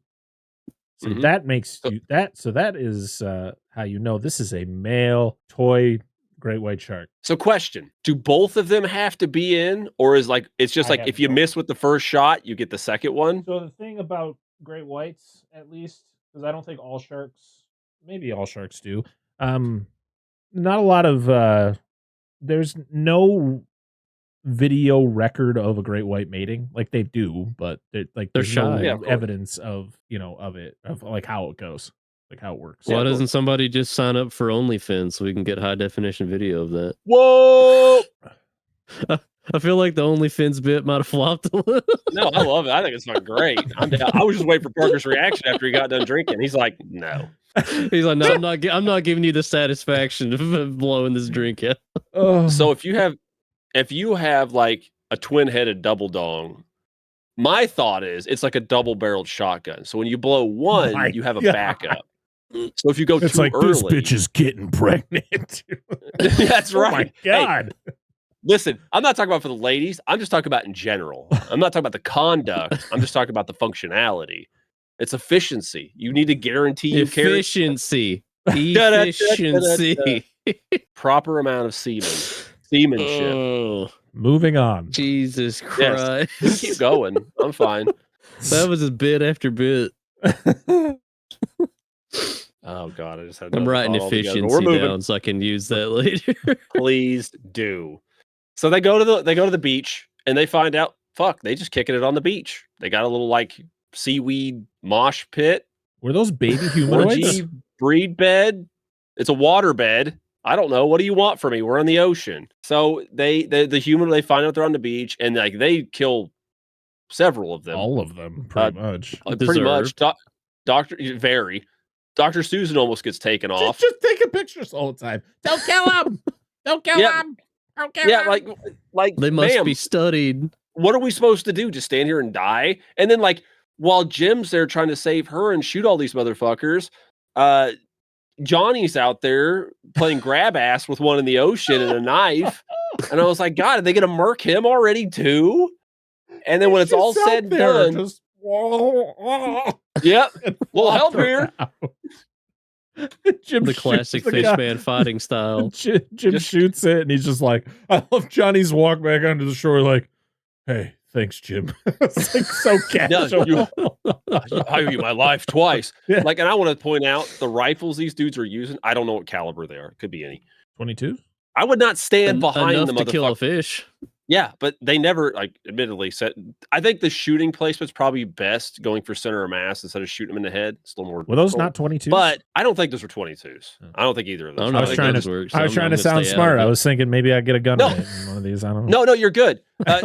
Not for what they were doing, because like you could tell by the the weapons they were carrying, but based on the position, because there's a shot or two where they're like behind the fish dudes. The rounds that they likely use, because they probably do deer hunting, there's probably going to be some risk of overpenetration. So like you're just gonna shoot the motherfucker behind the fish. You had to bring So, in penetration. I'm gonna leave gun over penetration. conversation. Yeah, I'm gonna leave it. I'm not. Well, we're already I'm at not 2 picking it dicks. up. Isn't that over penetration? There's so much Some would penetration say. in this movie, I guess. Some would say. I guess it Guns, depends Some on would the say person. over. Fishmen. Some people would say not enough. It's like Oprah out here. Yeah, Roger Corman Penetration. said that. Yeah. You get get a dick. penetration. You get penetration. You get All the ladies- penetration. You all get penetration. I just think of that really old. There was this really old skit by this dude. Oh God, this had to be 16 years ago. This dude on Newgrounds. If anybody remembers Newgrounds, Oh, still Yes, kicking. So Yotam Peril. I'm just gonna shout this motherfucker. I don't even know if he does content anymore, but I love his shit. He had an internet series called The Adventures of Chocolate Man and Cripple Boy, and That's they did a skit like that where Oprah, but like where all the women in the audience got like some fancy new electronic, but all the men in the audience got something better. They all got a brand new vagina. So like Joseph like dragging all the men out to like give them vaginas. So the women's got electronics. I just thought of that. I'm sorry. You have to watch it. It's funny in context, not when I say it. Oprah's been up to some stuff, man. She has Not like in real life, but every time she comes up in any fictional scenario, it's just she's giving out something terrible. fish sticks. Fish sticks. In this sense, yes. But was her show run in 80? It wasn't until later. She never showed till later, I right? have mostly- no idea. Yeah. I know she was big in the early 90s because my It mom was used to mostly watch the it. 90s, yeah. So they and then like after they killed them all, there's just like a leg. I was like, is the body attached? It's like a human leg, and yes, it was. It was Peggy, the first girl. Yep. And then we got to get a shot of her titties because Oh yeah, he's got to brush. He's got to brush Yeah, the yeah, seaweed he like off pulls of the them. kelp off. Yeah, Yeah, like, specifically. All right, Jim. I don't feel like that's medically necessary at all. No, like Jim, move the seaweed. We need to see her boobs. Like, why? This isn't relevant. Just do it. Like, okay, fine. Get her some air. Yeah, she needs air. Her boobs don't respirate. That's not. I don't know how that works. That's not how the lungs work. No one told him that. So they rescue. Only her. I don't think they find the other lady. No, I don't think they don't mention the other lady. So this is where we discover the growth hormone they're using was called DNA5, and they use it on frogs and fish and stuff as like tests. Well, tests for frogs, but then they moved it to salmon for salmon production. They increased salmon production as they talked about earlier. But there was an accident, and about 500 or so altered salmon were released into the ocean. And the idea was it's not the salmon. Sorry, 5,000, not 500. It's not the salmon, it's stuff that ate the salmon. And the model organism they pick, I do not stand why they pick this one. And they fucking say the name wrong, and it bothers me so much. Coelacanth, don't they? No, they call it coleocanth. Oh, It's a coelacanth. It's always been a coelacanth. Unless scientists, if it's fucking ichthyologist, a paleo ichthyologist watches this show or listens to it, fucking tell me I'm wrong, please. You're gonna get an email. I hope so. Dissect That Film at gmail.com. I'll eat crow all day long, along with fish dicks, and I will. But anyway, so that's just the organism they mentioned. So I'm just assuming they're coelacanths. Makes sense. They ate the altered organism and essentially forced them through evolution to make them more human-like. And they're like, well, why are they having sex with women? I don't know. I guess they feel that that's their next step in evolution. Because that's kind of what she says. She it's like instinctual. She says it in like a really weird way that didn't click with me. It's like they're like drawn to it or something. It's like, well, why though? They don't. We never really get an answer. It's not like with us. Like boobs are life givers. Like that's not what it doesn't work that way with fish. Why? Anyway.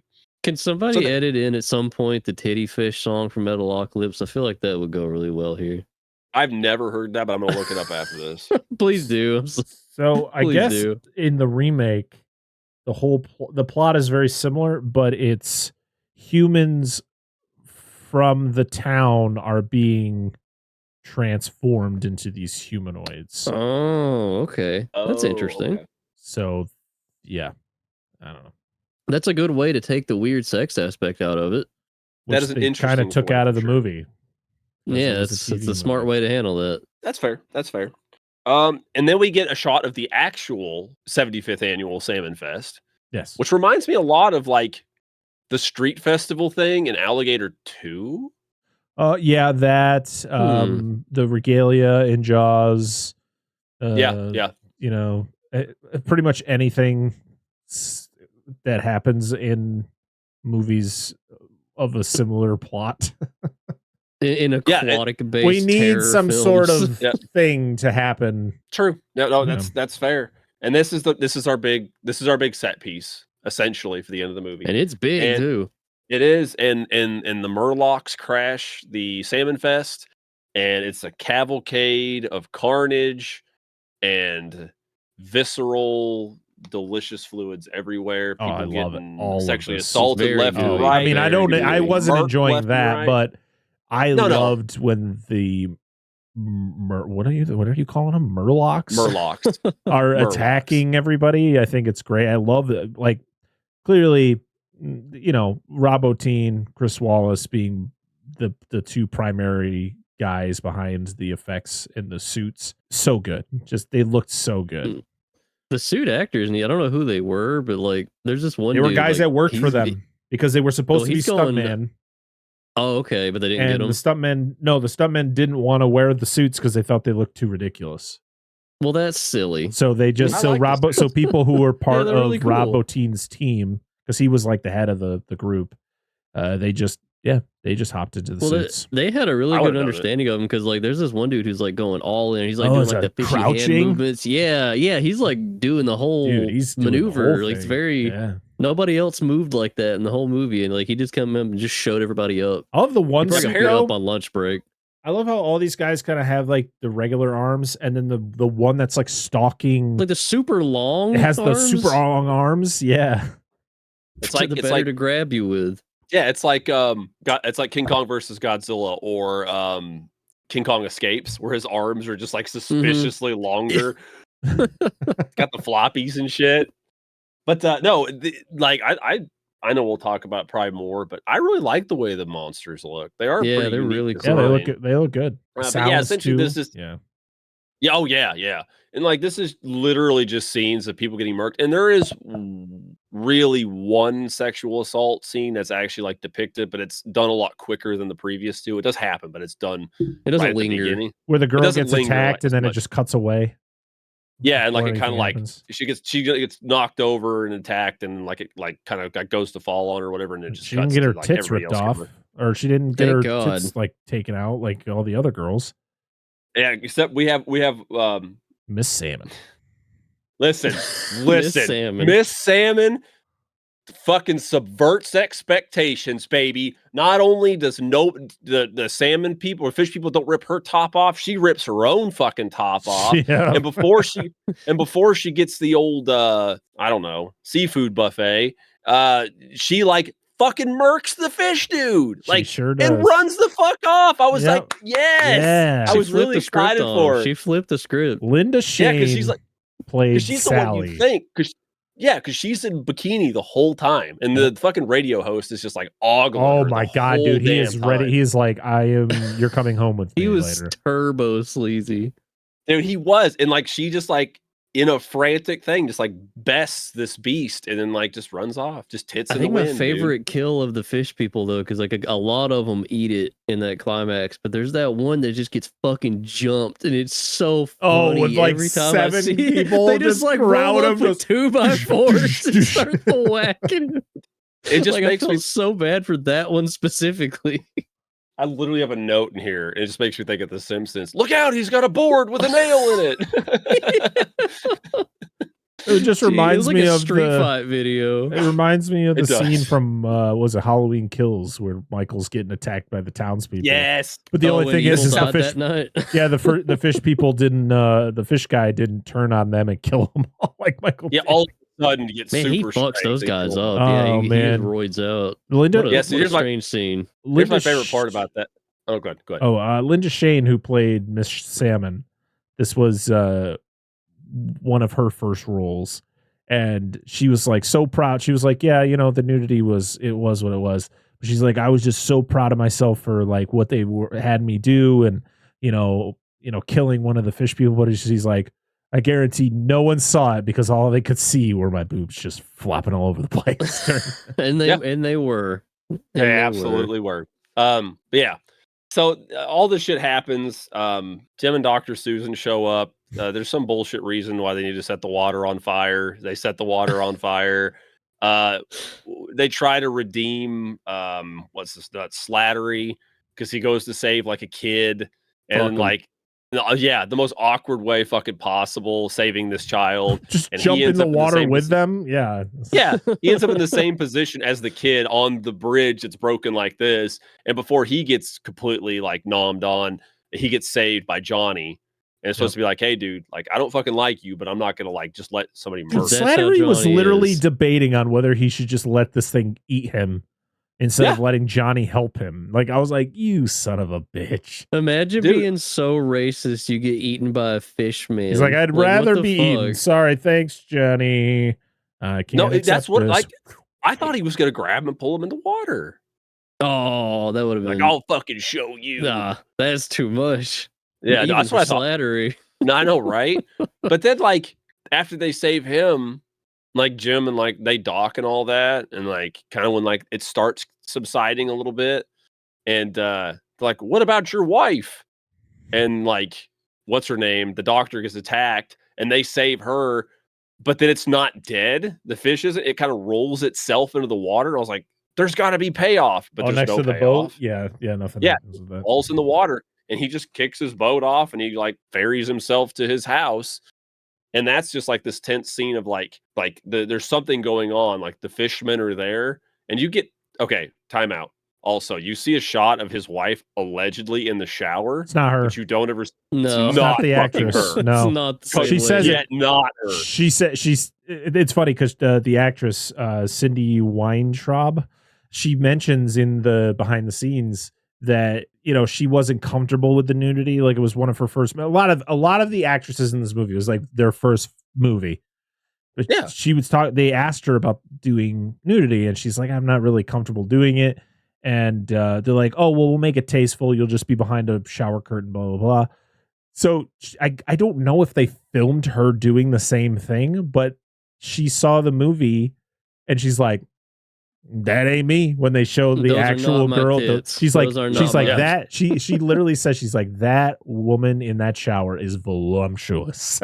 Yeah. Oh yeah. It's not the same. That is not me. She said that she had to go around and tell people, like her family and friends, like that isn't me. I swear. Very flattering. Very flattering. Mm-hmm. Yeah, and like I agree. And I was like, nothing wrong with her. She's fine and all that. And I respect her choice. Like if she doesn't want to be naked, that's your choice. I get I'm just glad she stuck to her guns. Yeah, exactly. Principles. You got to have them. But yeah, and you get that shot, and then like the fish people like start stalking around the house, and she like runs out and like hides her kid in like the pantry and like locks it in there, and she's got like a knife. And then like the fish dude, there's more than one, right? It's not just the one. Oh, I thought it was just the one that was been stalking her outside. Maybe it is. Maybe when I was looking at it, it looked like there may have been more than one. So it like puts its hands through it, and she like cuts the fuck out of its hand. There's just like blood all over the place. Fucking green rooms him. Where that scene? Yeah. God damn.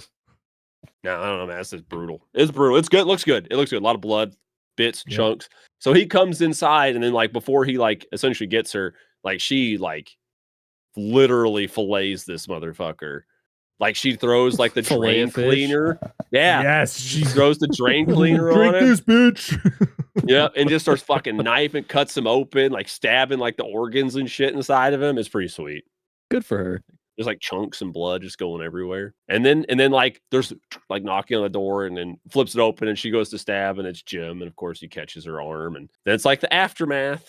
It's like, oh God, everything's kind of shit. And the sheriff's like, I don't know what the fuck's going on. And then it just ends. It just ends. It's like a kung fu movie, like final blow credit. But no, there is that weird that weird scene after.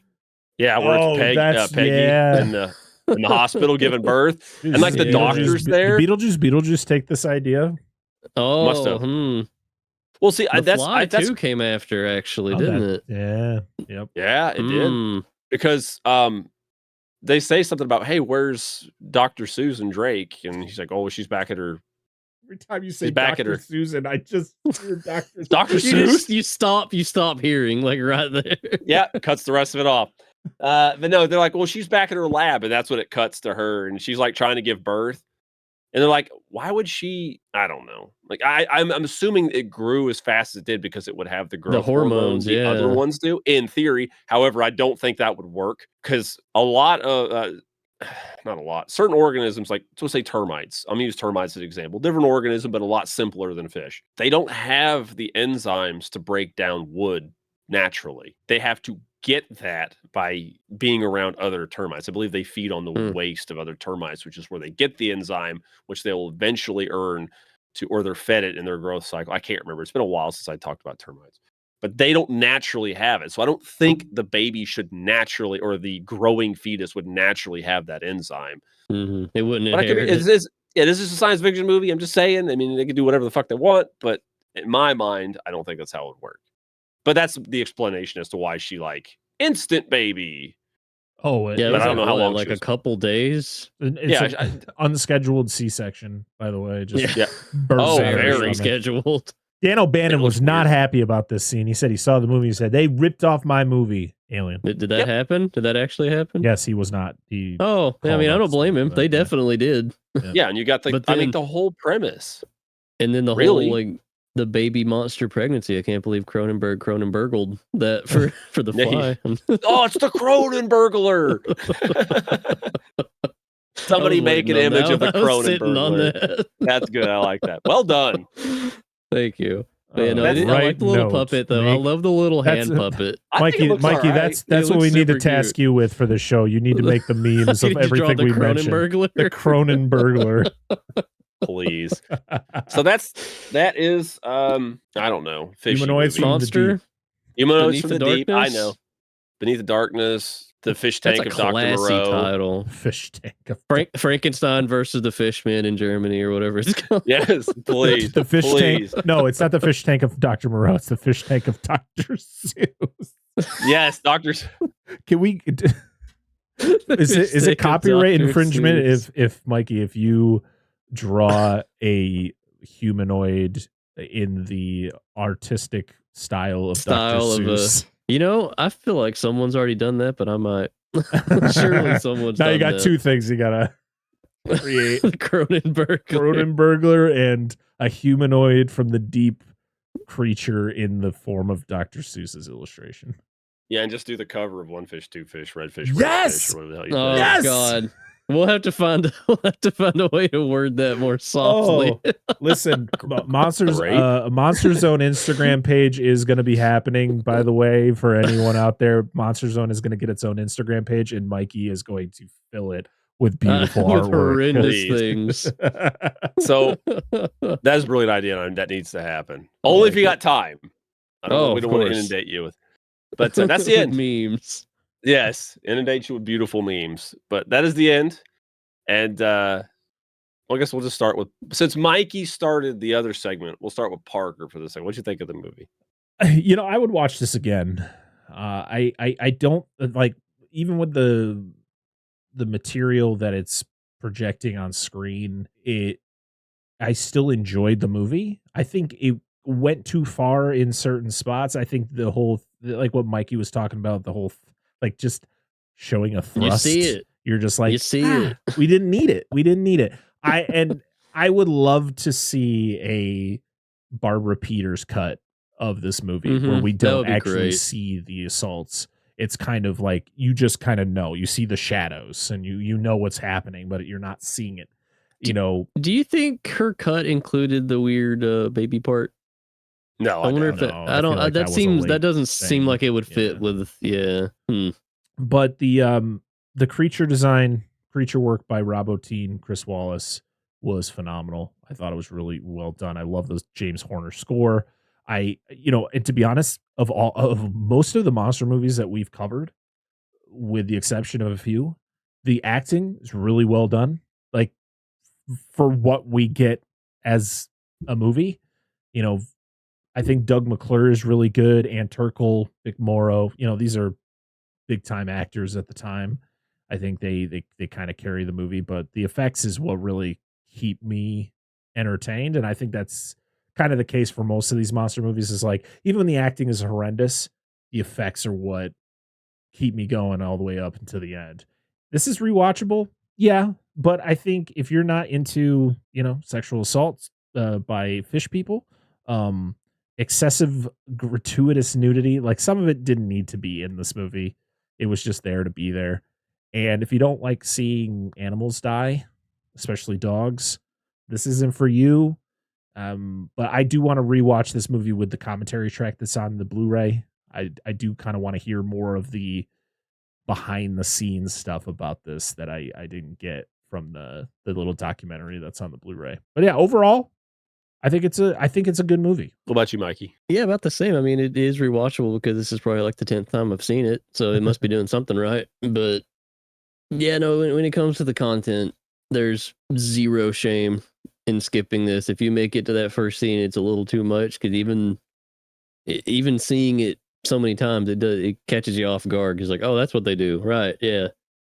But there's no shame in tapping out. But if you have the stomach for it, if it's not something that bothers you, definitely give it a watch, because the suits, man, the suits are so good, and you get so much of them, which I guess kind of sucks because that doesn't seem necessarily to align, with what Peter's wanted. Like, I feel like her version would probably be a little more mysterious, but then adding all the gratuitous stuff kind of makes it more fun, just because you see more of the fish and you see more of the suit acting. So it's riding that line. I do wish we could get her cut, but the designs are great, music's fun.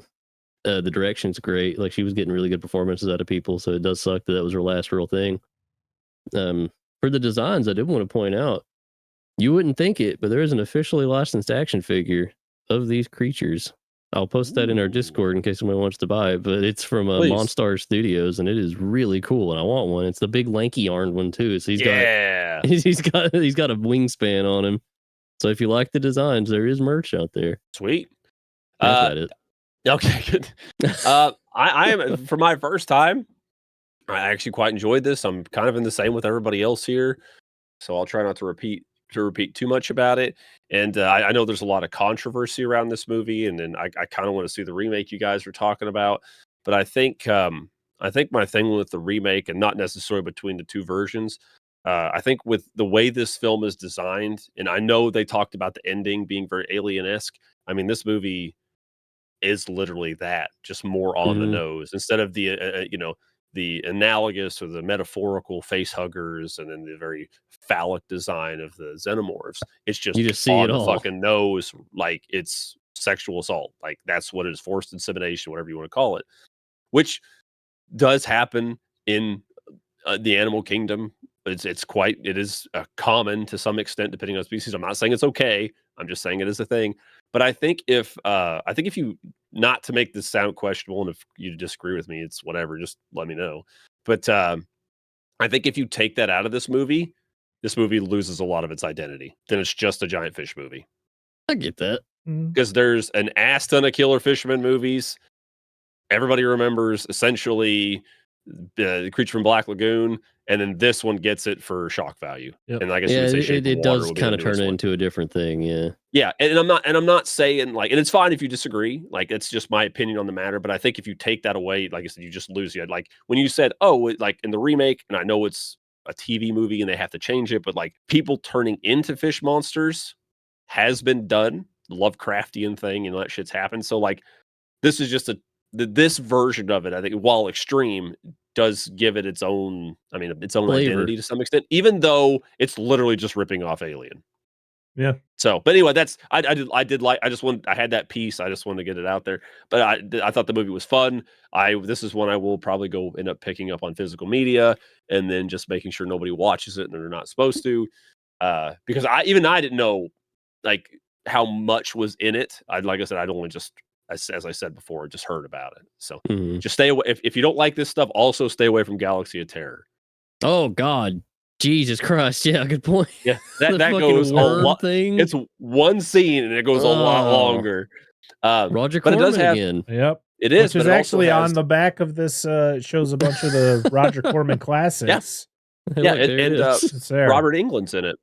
Yeah, and Sid Haig too. Yeah, he's in it too. Yeah, Forgot about that. They're good. He has like a cool boomerang. like that one. Isn't that the thing where like the shard of does that shard of glass go it in his like arm? goes up in his it's a really weird. I don't remember why it happens. I think it's a don't, nightmare dude. thing because the whole movie's like nightmare based or I always something. forget that Cool. Piranha Yeah. was a Roger Corman movie. Which one? I almost watched that the other day. Piranha. Yep. Oh yeah, That's got titties like right away, dude. Yeah. That was Joe But anyway. Dante's, like one of his first movies. And if nobody has anything else they want to add Other than the posters? about the movie, Other than the poster. the poster, of course, I forgot poster. about the fucking poster. I actually gotta look it up. I don't even remember. So there's many. There's quite a few there's a posters for this, poster that I put on the overlay that you guys see on YouTube. That's a more modern poster. I think I can't remember who the artist is. I'll make sure to look up who the artist was for that poster. But I was just quickly trying to find a poster for this movie. It was like, all right, this looks really cool. But there's two because of the fact it had two titles. So one of the popular ones is this one here. That's the one I have on my DVD. It's some eyes with a woman laying on a beach in her swimsuit, and it says "Humanoids from the Deep" with the tagline, "They're not human, but they hunt human women, not for killing, for mating." So you have that one. Well, that's a really on the nose tagline, yeah. But then there's the other. So this cool thing about this Blu-ray is it has reversible cover, which Mikey also has, where it's for the DVD does include that, which is a monster with the, it says "Humanoids from the Deep" underneath it.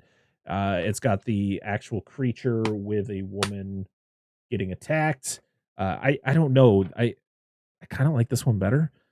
I think so. Yeah, I don't like the model as much, but the tagline for this one is, "From the ocean depths they strike, to terrorize, to mate, and to kill." That's a little better. So I guess we can talk about both covers because I think they're the two most popular covers for this movie. Do they fit the movie? I say so. I would say so. That's pretty much the basis of the movie, is these creatures going on and killing the men and, doing other raping stuff. the women. And I think it's very on the nose, but I would say that the posters definitely match the movie we got. Funny thing is in the booklet that also comes with the Blu-ray, it talks about how the production of 1980s Humanoids from the Deep would wind up being a curious throwback to such films as The Horror of Party Beach from 1964. Yay! Which we've covered full circle. Which we've covered on the Monster Zone. You guys haven't heard it because it was a Patreon exclusive episode, which you will get at some point down the road. But yeah, we covered that movie, and for the fact that they talk about it being kind of a comparison to that, I thought that was pretty interesting because I, to be honest, didn't think of that. But no, that's fair. There were a lot of beach-related monster movies back in the day, huh? Oh yeah, yes, there were. It was easy. I think it was like an easy plot. Ocean, beach, monsters. Getting sand in one of them monster suits probably sucked though. Oof. Oh yeah, chafing. I could only imagine. So it's easier to hide a monster like that in the ocean. It's the whole mystery of the ocean kind of thing. Mm-hmm. But well, if we're all in agreement with the poster, let's Is time to spin that wheel? They both have evil monster eyes, like objectifying women. So, like, I feel like that pretty much covers the film. Exactly. I don't like the woman with the one on the eyes. So you like the monster one more? Because the one with the monster, she's terrified trying to run away. Yeah, this lady, and this just looks like a water that's just like she's laying here, and I'm like, just chilling, man. She's just chilling. It's like sleep, and then they're just like molest her while she's sleeping. That made the decision pretty easy for me. I'm gonna flip it over, and now it's gonna go in the M's of my movies. Yeah, I think that's actually why I have this one, is because it goes in the H's. I did add. We got Plankton on there, I see. I have Plankton, and The Nest is on there as well. Right, don't spin it. Oh, I don't. All right, here we go. There sure are some bangers on here. 3, 2, 1. Boop. Fingers crossed for Plankton. Satisfying sound of spinning. Oh. Okay, War God. Okay, I'll take War God. I don't know anything about that one. I don't know this one. That isn't. I think that one will be interesting to talk about. Could you elaborate a little bit about it? Because I don't know anything about that one. So imagine like if they kept making Daimajin movies, but they got dumber and eventually he fought aliens. It's about a giant statue of Guan Yu. Guan Di? I forget my Chinese mythology. But a Guan Yu? Yeah. Yeah. So it's like a giant statue that they bring to life to fight off an alien invasion. I think it was lost for a certain amount of time. The copy I have is from Gold Ninja Video. I don't know if he still has any in stock. He does like fancy, I won't say bootleg, I'll say. Wait, so what year is it from? 1976? I actually didn't realize it was that old. Yeah, that's it. That's the one. Oh, there it is. Taiwan version? Yeah. Taiwan, yeah. It's a Taiwanese giant monster film on the Internet Archive. It is on Internet Archive. It's gonna look crunchy though. I will let you know now. And so it's a crusty transfer. I think that's all they had to work with. Dude, I'm fine. Well, you said if it's a mostly lost movie, I mean, I'll watch it whatever way I can, dude.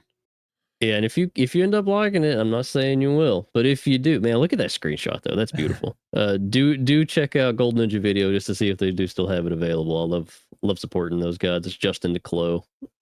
Is it Gold Ninja or Golden Ninja? Gold Ninja. Okay. Yeah, these guys are awesome. Awesome. Well, I guess that's where we're going next. I'm actually to Taiwan. To Taiwan. I don't know why I just stopped that, but sure. All right. But yeah, that is there anything you want to shout at the end before we close out, Parker? Or yeah, Mikey? I got some stuff. Make sure to follow us on all the social medias at Dissect That Film. Like I said earlier, I will be creating a MonsterZone Instagram. It will just be on Instagram. I'm not making 4,000 freaking social media apps for the MonsterZone. Yeah, Instagram is going to be the place to go. If we, Mikey making some artwork for the show and stuff related just to the MonsterZone to try to hopefully get some more people to listen to the MonsterZone and all that. It's still going to be part of Dissect That Film. Like it's still going to be part of that feed, but I want to try to separate it kind of to try to draw in more people. Next month, other than War God, so June, I didn't realize there was 3 Mondays in June. So you guys are going to be getting 2 straight Patreon Vault episodes before you get to the next to War God, which will be kind of mid-June. So you'll be getting the Beast from the Beast of Hollow Mountain will be the end of June's Patreon Out of the Vault episode. And then the beginning of July, you'll be getting Tarantula. Nice. Tarantula. Very nice. And July, we will also be doing, we'll be taking part of Month of Action, along with so many other podcasts and all that. Very excited for that. As a part of Give Me Back My Action Horror Movies, who runs the whole event. We're going to be covering a lot of action movies over at Dissect That Film, but War God, it kind of seems fitting, right? It kind of seems fitting. It wasn't even on purpose. Yeah. To be honest, in the beginning, at first, I was like, I was going to ask about that if you guys wanted to just coordinate one. Yeah, but to be honest, we landed on one that kind of fits. It's called War God. It's got action, I'm guessing. So sure, we're just gonna say screw it. We're gonna do that one as our action movie for the MonsterZone. That's good to me. Yeah, so a lot of stuff going to be happening with the MonsterZone, running out of Patreon episodes. So at some point, we're going to have to try to get 2 episodes done a month between us. Oh, that just means more stuff off the wheel, and that makes me happy. Yes, exactly. Add more, take more away. We'll have to keep a running tally. I do want to shout out, and I will shout him out again on our next recording of the regular podcast, but we did get a new patron. Yes. We got Lo Wang joining us at the Mark Wahlberg Book Club tier. Lo Wang, appreciate you and your support over on Patreon. We got some fun things kind of in the works, so thank you for showing your support and spending your hard-earned money on us goofballs over here at Dissect That Film and the MonsterZone. We appreciate you very much. And you will be getting another shout out on our next Dissect That Film episode. So thank you again. Before I go into the final stuff, Mikey, what do you got going on? And where can people find you? Well, you can find me on Instagram, Twitter, TikTok. I didn't realize I had a Threads account until Parker linked it. So that's interesting. I should probably install Threads again. Blue Sky as well, all under Spectre M91. Working on something. I still don't think I'm allowed to say what it is yet, but it is cool. I think I've told the boys about it, but I don't think Yeah, person I'm collaborating with. We'll keep it under wraps. But yeah, that's going to be cool when that materializes. Working with some friends on a project, and they're people I've always wanted to work with, so that's pretty cool. Still doodling where I can. I'm hoping to try and get back into just talking about movies more casually on some of those websites on video. I tried to do that a little while back and kind of fell off of it, but it was fun. I would like to get back into it, so keep an eye out for that maybe. But yeah, just hanging out, work. So not really a lot of free time to do all those cool things, but I'm working on it. Life finds a way to get in the fucking way. Life. I thought they said wife, and I was be like, no, she's no. Life. Yeah, life. That makes more sense. Always finds a way to get in the way. Always finds a way. It certainly does. It certainly does. Yeah. So I mean, we literally all of Mikey's links are in the descriptions of every Monster Zone video, even the Patreon. The ones that he wasn't a part of. That's free advertising. You still get the links to Mikey is an official member of the Monster Zone. He's an official member of Dissect That Film now. So he will always have his links thrown into those Monster Zone episodes. So make sure to check out all of his amazing work. Make sure to check out the new logo you guys are seeing that was made by Mikey himself. It is fantastic. You know, having us all be a part of the four-headed king fucking whatever monster name we want to give. We gotta give it a name. So many powers in one. So many powers. He's multifaceted. Oh my goodness! But yeah, forget the damn name. That's good. I'm sorry. we just talked about. Yeah, that's right. All right. Well, Dan, lead us out. Thank you guys very much again for tuning in for the Monster Zone. It was, of course, Mr. Parker. Hello, goodbye. Mr. Mikey. Bye-bye. Normally wife, but again, she's not here today. And I'm Dan, and we'll see you guys next time. Out. Bye-bye.